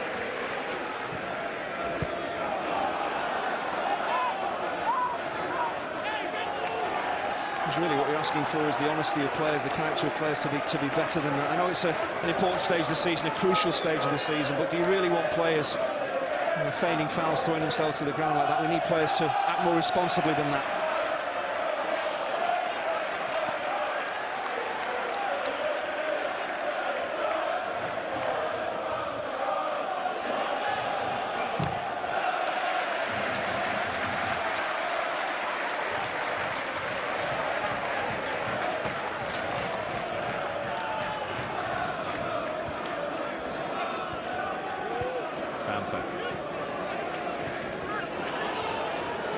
Cook. Pugh.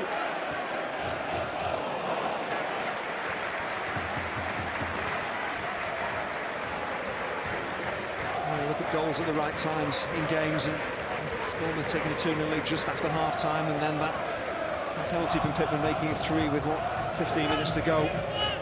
Really just knocks all the wind out of your sails from a Middlesbrough perspective. Collision now, which has left Pitman on the deck. It's a really frustrating challenge here from Callas. That is very, very dangerous. How he's escaped being booked for that, I'll never know, because he's nowhere near the ball. He goes right through the back of Brett Pittman. That is a dangerous challenge.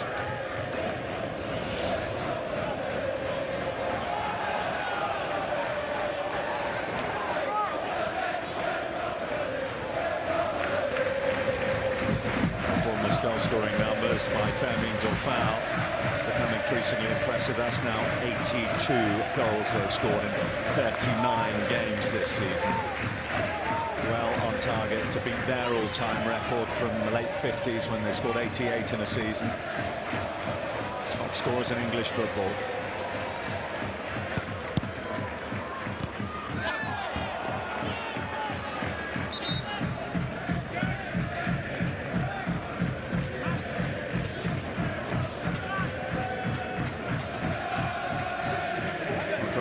Who's still in the ear of the referee, presumably over the Harry Arter incident, is going to be replaced.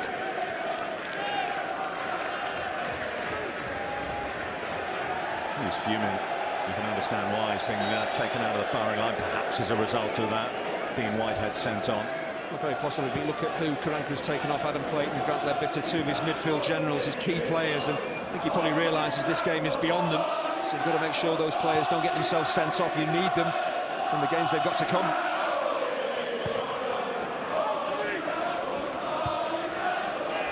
Home game against Wigan next up when hostilities resume in early April, then away trip to Watford. Yeah, they've still got Wolves and Norwich to play as well, so there's still a lot of work to do for Middlesbrough.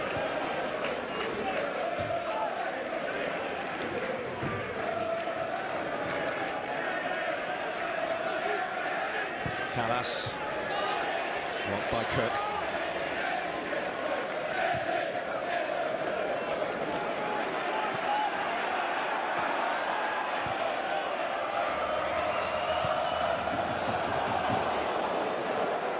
A nervy play at the back from Middlesbrough.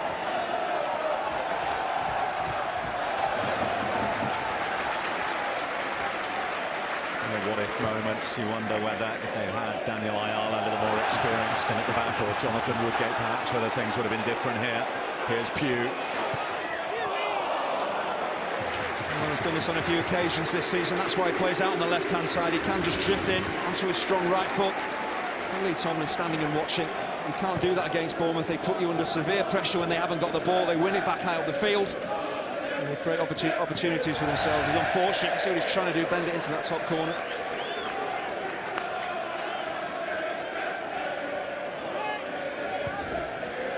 Well, you look at the 3-0 scoreline, you think, well, is that a true reflection of the game? But when you look at these attempts, how the home side have dominated the match, no surprise they're going to go on and win it. 80 minutes and Middlesbrough yet to test Artur Boruc.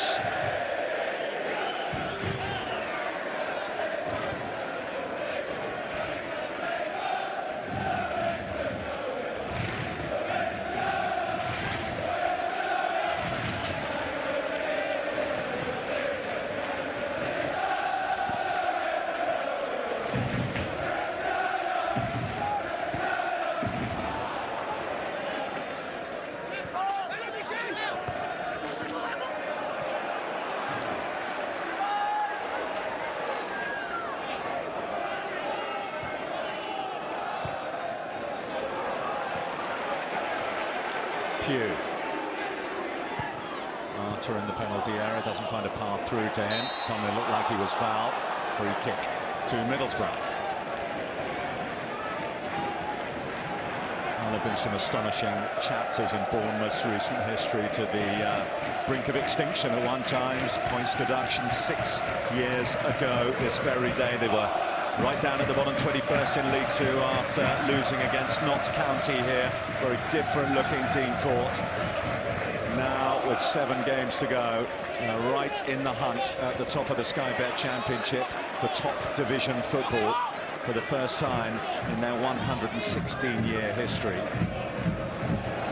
Eddie Howe, who's experienced the highs and the lows here on the South Coast, very much part of the fabric of this club as player and manager. What an astonishing job he's done to get this group of players into this position.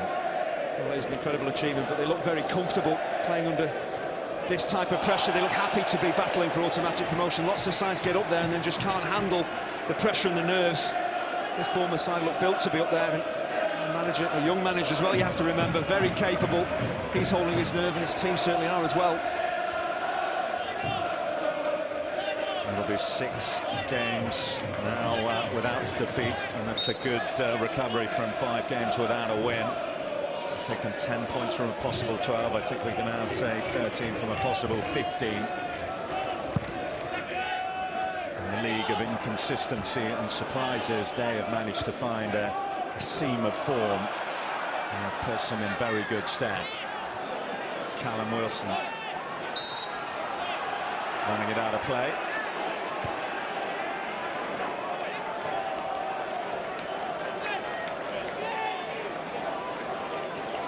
We were chatting to Eddie Howe in the tunnel before the game, and he was mentioning he might be taking his players away for a bit of sunshine, a bit of a break, and said it was going to be a warm weather training camp. I'm not so sure how much training they'll do wherever they go.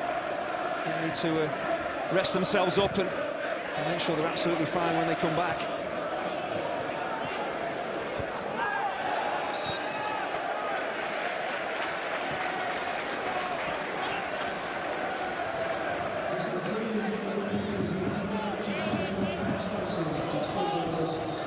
You name in a managerial dugout on Saturday night football. Dick Advocat takes his Sunderland side to West Ham. See it with us by 4:45 rather on Sky Sports 1.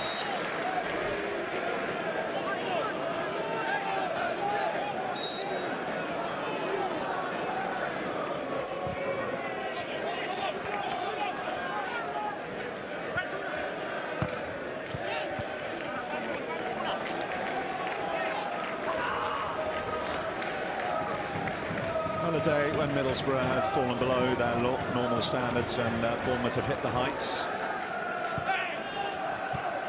What happens when there's such an intensity of fixtures a week like this, a 3-fixture week? Certainly time for Middlesbrough to regain their composure and go again after the international window. It'd be a surprise if they weren't right up there come the final reckoning.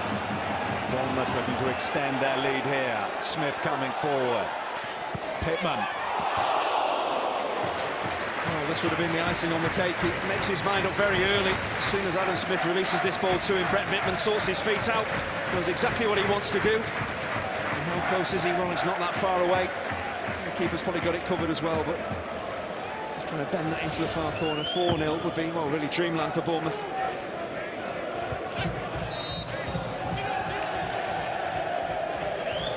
Whitehead in that Grant Ledbetter role now, also worth pointing out, as well as his frustrations with the penalty, that Grant Ledbetter is running the risk. He's on 9 yellow cards for the season, another one here in the closing stages. He'd missed the next 2 games. Here's Forshaw. Forshaw was clipped. And the free kick was given long before Kike rifled it in. Not quite the controversy we saw at Molineux last night, that's for sure. Kike can complain all he wants, but the referee is, you're absolutely right, blown up for that foul. So there's 2 or 3 seconds before Kike puts the ball in the back of the net. His complaints falling on deaf ears.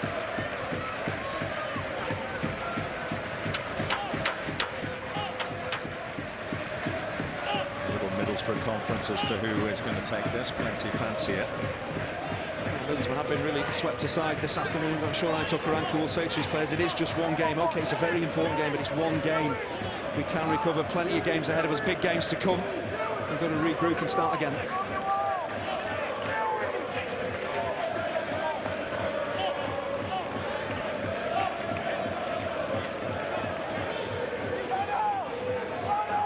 By the way, he's spotting it up. It looks like Patrick Bamford has won the fight to take this one. Bamford takes. Just grazes the top of the crossbar. It's such a lazy strike. I thought he was going to wrap his foot around this, and it's kind of really a flat strike of the ball that maybe catches out Boruc here. Gets the ball to move in the air, and the goalkeeper, well, he's nowhere near it. If it's 6 inches lower, it's 3-1.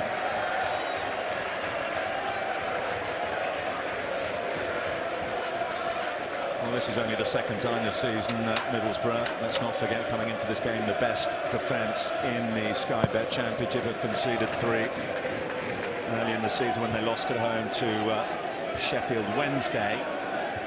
It was 3-2, but this will be their biggest league defeat of the season. Come at exactly the wrong time. Bamford.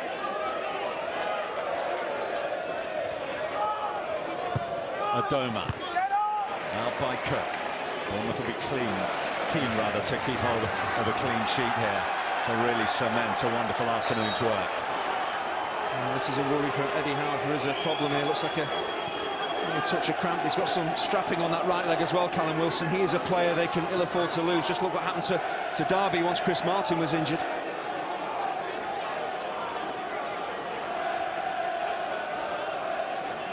That's another element that makes it so intriguing. Derby look to be heading in the right direction, and a couple of injuries all coming at the same time, and what now, they're 6 games without a win. Bad luck at the wrong time, and all of a sudden life becomes a lot more difficult. Still 7 games to go, still an awful lot of twists and turns ahead, and you can bet, given the way this season's gone in the Sky Bet Championship, there will be plenty of those for everyone in the mix at the top. Callum Wilson was back there defending and was on the stretch as he cleared that ball to touch, and I just wonder whether, just as he stretched there, did he feel something? But Eddie Howe can't take any risks, clearly isn't going to take any risks. There's any kind of problem, any kind of niggle, get him off. Well, he is due to head off with England's under-21s for a couple of friendly matches against the Czech Republic and Germany in the international window.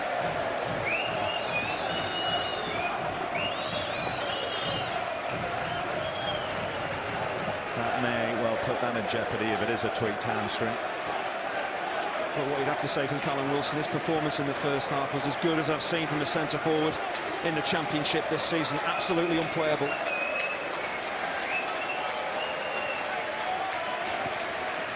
And the near-capacity crowd here today acknowledge the fine work. It might now be just 1 goal in 9 games for him, but his game around so much more than just that. And Tekelo Ranti, South African striker, will come on for these closing seconds.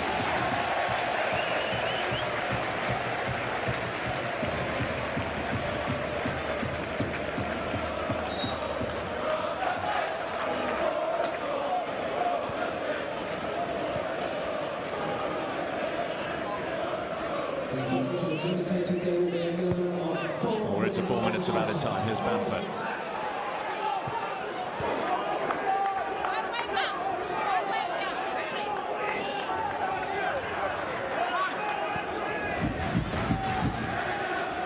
Gibson up towards Kike.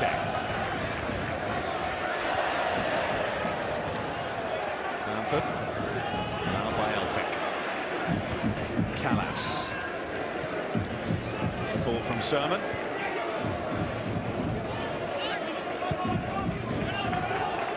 Fred.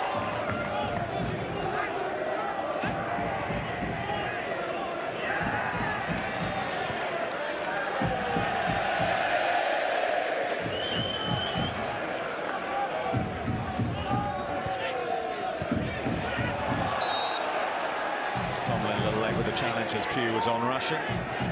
Once again, you look at the pressure on the ball from Bournemouth from first minute to last. They have hounded Middlesbrough, not allowed them comfortable possession at any point. Smith trying to get in behind George Friend.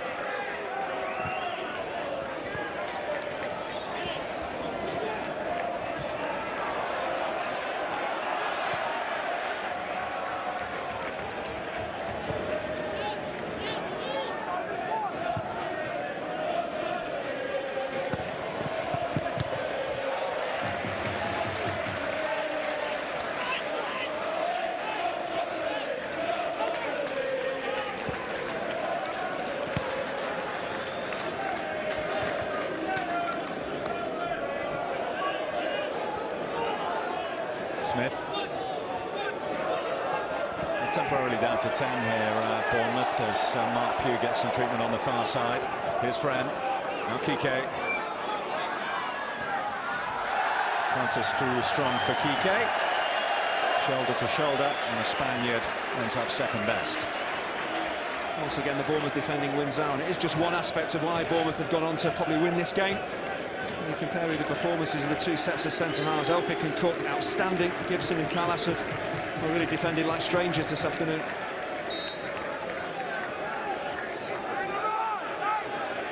So Laurent Pugh's going to be unable to continue, so Bournemouth will play the last 90 seconds or so with 10 men, as all 3 substitutes have been used.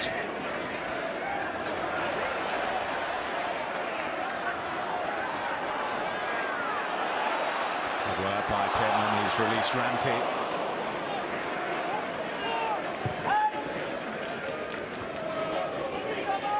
Kike.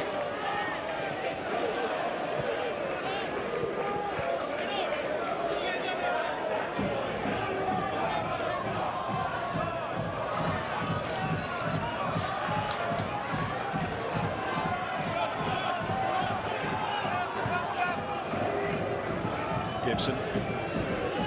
There's Tomlin.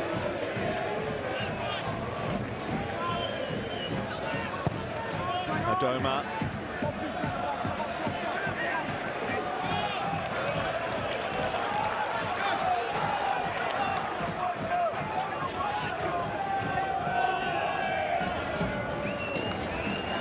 Forshaw.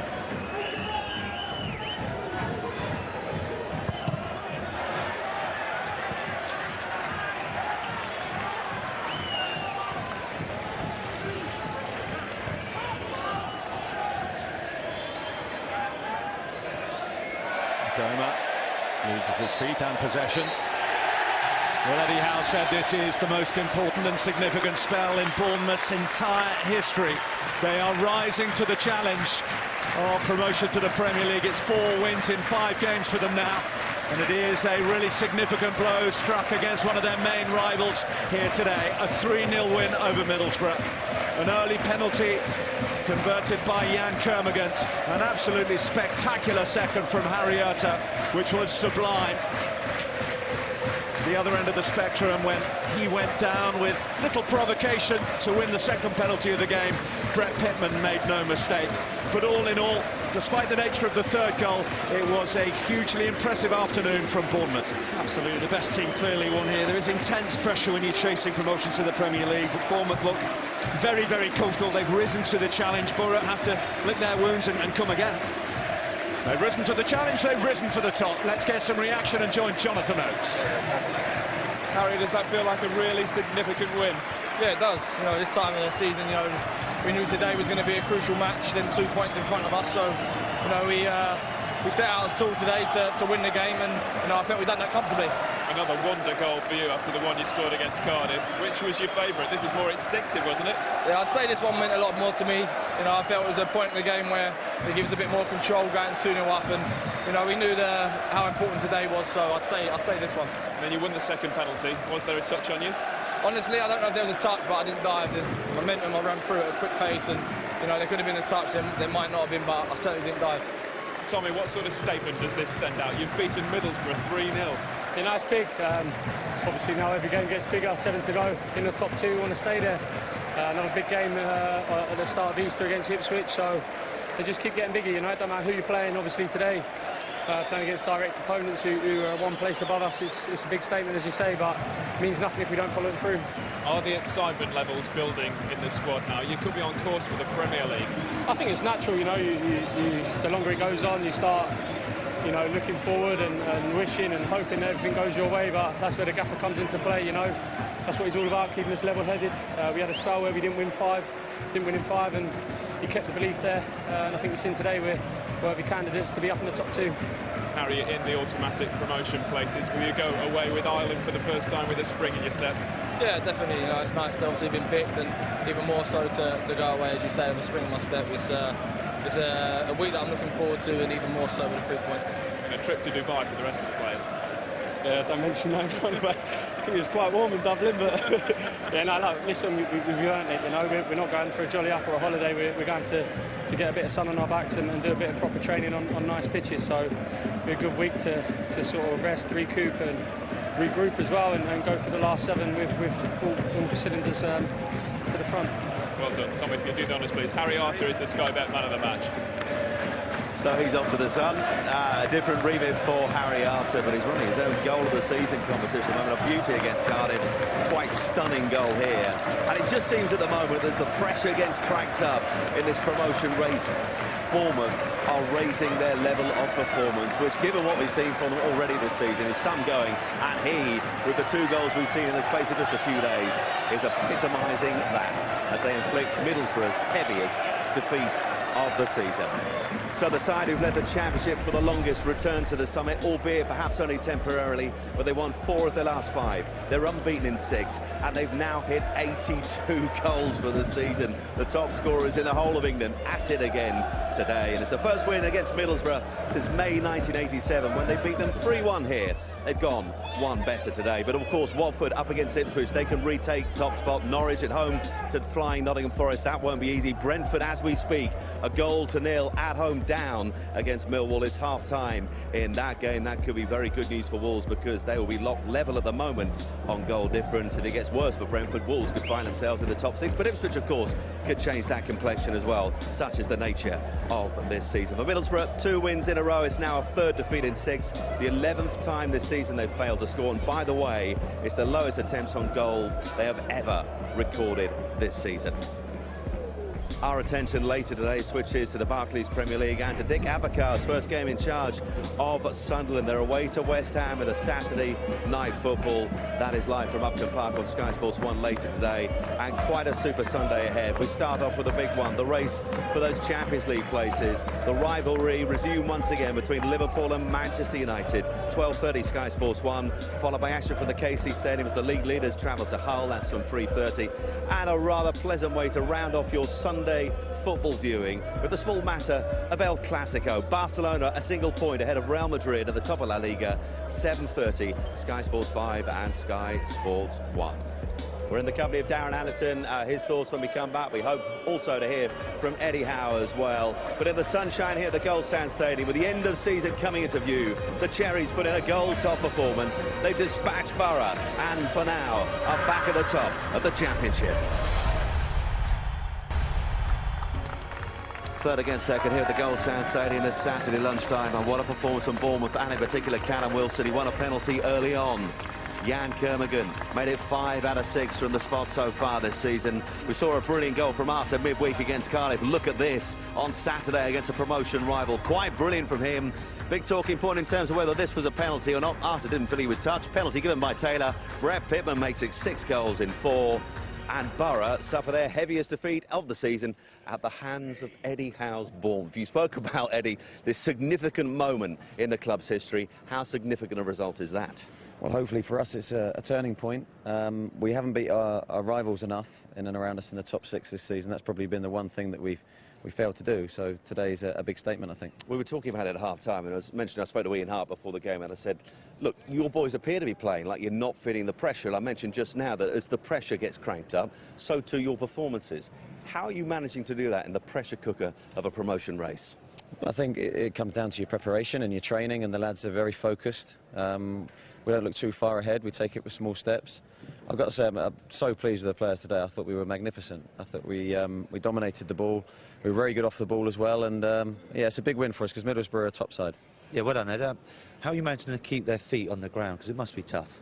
It's not really, Darren. We've got good lads. I mean, you know a lot of the lads in our change room, and they're very, very focused. They're model professionals. They've come the hard way. They've come up from League One, League Two, some of them, and I think they remember where they've come from, and I think that's key at this stage. Let's look at the penalty that was given early on and give us an appreciation. We'll get an injury update in just a moment on Callum Wilson's game today, because he gave that solid Middlesbrough defence, which are the best defence in the Championship, a torrid afternoon.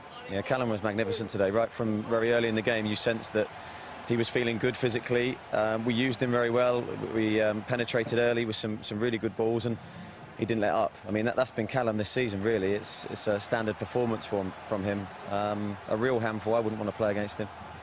And yeah, he's been a nuisance for the Middlesbrough defence. Thoughts on the penalty from Jan Kermigan?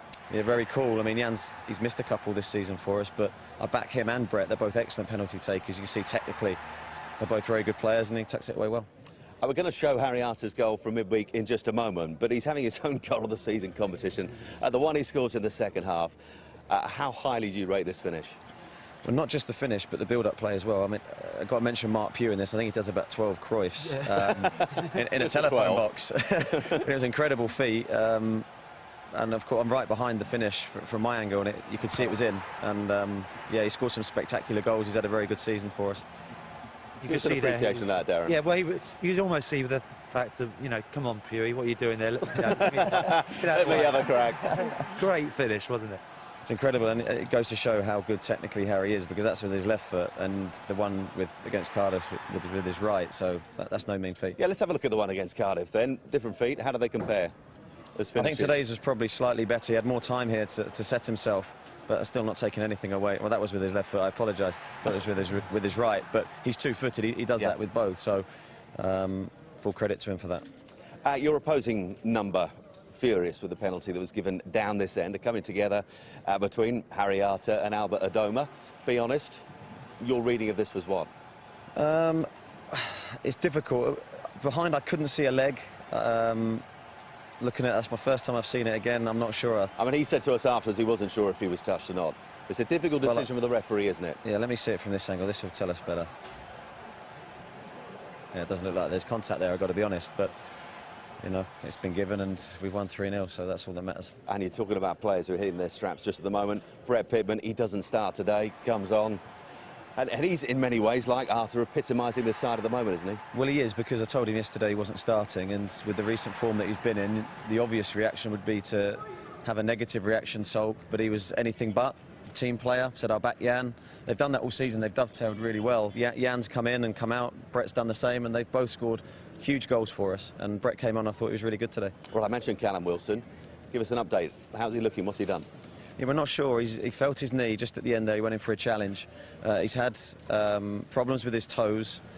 Sounds funny, problem with his toes. We don't know whether that's brought on a problem with his knee, so maybe slightly affected his running technique. And Pugh as well? Pugh's just taken a nasty knock. We think long-term he'll be OK. So actually, I know in terms of momentum, because speaking to Kenny Jackett about this at Molineux last night, I said this has come at the worst time in international break because we're absolutely flying, but in some ways, not such a bad thing. You now got a couple of weeks off. Does that mean Wilson probably misses out on the under-21s? Well, we'll wait and see. Yeah. I wouldn't want to make that call. The physios will sit down with Callum. I know he's desperate to go. But it gives us a nice window now to prepare for Ipswich, which will be a big test for us and a physical game. They're a very good side. Mick's done a wonderful job this season, so that's a huge game again for us to just get bigger. Yeah, well, let's have a look at the run-in, because the games are beginning to disappear. We saw you just a week ago at Fulham. We're now down to just 7 games. You mentioned that game against Ipswich, then it's Birmingham, Brighton, Reading, Sheffield Wednesday, Bolton and Charlton. A lot of people, Eddie, will be saying, look, you've just dispatched a promotion rival here emphatically today.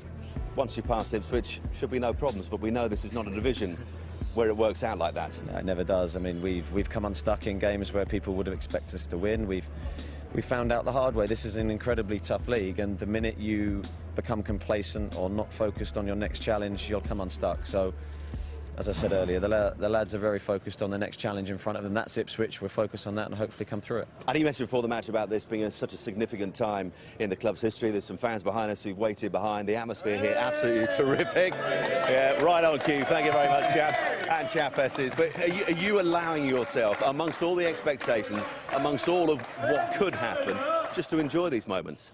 I think you have to try and enjoy them. I'm not very good at that, I've got to be honest. Why not? Because it's so intense. Are you putting that intensity and pressure on yourself? I always do. I've always have. Whether you're mid-table, whether you're League One, League Two, the pressure's always been the same for me. It hasn't intensified because we've gone up the levels. You have an internal drive that you want to win, and to win you have to prepare right. So we won't change that. And despite the fact the games are ticking off, we won't change how we play. But Darren, are you not seeing this man's intensity out there on the pitch? Yeah, you are. You're seeing quality. You're seeing. I mean, the maturity of the team is amazing. That's right. I mean, you see, there's a lot of young boys out there, but week in, week out, I think they're getting better. We've seen a few games, and they've won comfortably today. It's an outstanding performance, like Eddie said. And Eddie, it's a balmy spring day down here on the Gold Sands coast. Why'd you buy? Just need a bit of sun on your backs. Well, you off tonight? Yeah, we're off tonight. Yeah.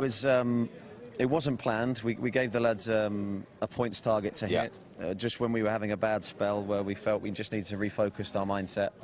they hit that points target. We then had to come up with the reward, and we just felt a few days away at this stage of the season would have been really good. Just, as you say, get some suns on their back.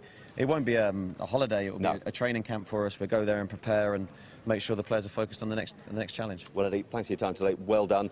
Let's just get the thoughts now of his opposing number, Aitor Karanka, on their heaviest defeat of the season. Aitor, what were the major differences between those two sides today? It's, I think, easy for me because we at the beginning I could feel that it was going to be very difficult to win something here because we started to make mistakes, individual mistakes, and other thing that I didn't like anything, it was the referee's decisions. I felt at the beginning of the game that every single decision was against us. Someone told me that the first penalty is not penalty, the second one is amazing that it's not a penalty, so I felt 15 minutes at the beginning of the game that it was going to be a difficult game, and we were playing against one of the teams, the best teams in the league. You feel that the referee's decisions changed the course of the game today? I don't want to say that we have lost the game about the referee, because I have a lot of motives this season to complain, and never said anything about the referees. And today we've lost the game because we've made a lot of mistakes. But again, with those decisions, we scored a goal, and the goal was disallowed, and the lineman was laughing. Or I can't understand something today. But again, I don't want. I had a lot of motives this season to complain the referees, and I never said anything. Other than that, you didn't have a shot on target today. Why didn't you manage to get going your normal game? No, I think again we started making a lot of mistakes, and those mistakes were important for us because we started to lose our confidence. We are a consistent team, and with those mistakes we were not a normal team, but we weren't the normal team that usually we are. So I think those individual mistakes were the worst thing for us today. You're still in a really good position going into the international break. How do you view this promotion race now? Oh, it's the best thing now, because if someone had told me after our defeat in Nottingham that we were going to arrive to this point of the season in that situation, I would have signed. So I'm very pleased with the situation. We have to learn from the mistake that we made today, and I am very I'm disappointed today because it's normal to be disappointed, but I am excited with the future. Thank you, Aitor. Thank you.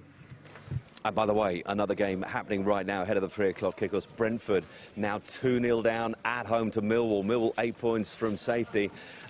Continue to get these twists and turns in the top 6. It means Wolves at the moment into those playoff places after that win against Derby last night. Let's talk about Middlesbrough. He was saying they were off colour today. In truth, they weren't allowed to be anywhere near at their best, were they, by a quite brilliant Bournemouth? He has to hold his hands up, doesn't he? Yeah, I think he does, and I think Bournemouth were outstanding. They couldn't live with Callum Wilson. It's as simple as that. The back two had a torrid time, and off of the back of that, Harry Arter running the show in the middle of the park. They just came up against a better team today. And is that why the best defence in the Championship going to this game looked at times ordinary and at times at sea? Yeah, they certainly did. They were all over the place, weren't they? And in the end, 3-0. Yes, there were 2 penalties, but you know, from as soon as they went 1-0 up, Middlesbrough never really offered anything. But at the start of a week ago, he was facing 3 promotion rivals in the space of a week. He's taken 6 points from 9. Would he have taken that at the start of the run? I'm sure he would have done. It was a tough week for them. And why wouldn't you take 6 points? Yes, they've been beaten comfortably today, and you know you want to win every game. But at the start of the week, I'm sure he would have taken the 6 points. Darren, lovely to have your company this afternoon. Thanks ever so much. It is a busy weekend of live sports, and particularly for our FL72 coverage. Tomorrow we have the Johnson's Paid Trophy final at Wembley Stadium. Bristol City up against Walsall. We're underway 3:15. That is on Sky Sports 3, we have our FL 72 review show. Gary Birtles alongside George Gavin. That's on Monday, 1 p.m. Sky Sports 1. And on Tuesday, we focus on the promotion race in League 2. Luton against Wycombe, 7:30 Sky Sports 1. Right now, Jeff and the team in place for Soccer Saturday over on Sky Sports News HQ. That's followed by the Goals Express from 6 p.m, where you'll see all the goals from yet another afternoon of drama in the Football League. And it's followed by today's Goals Now.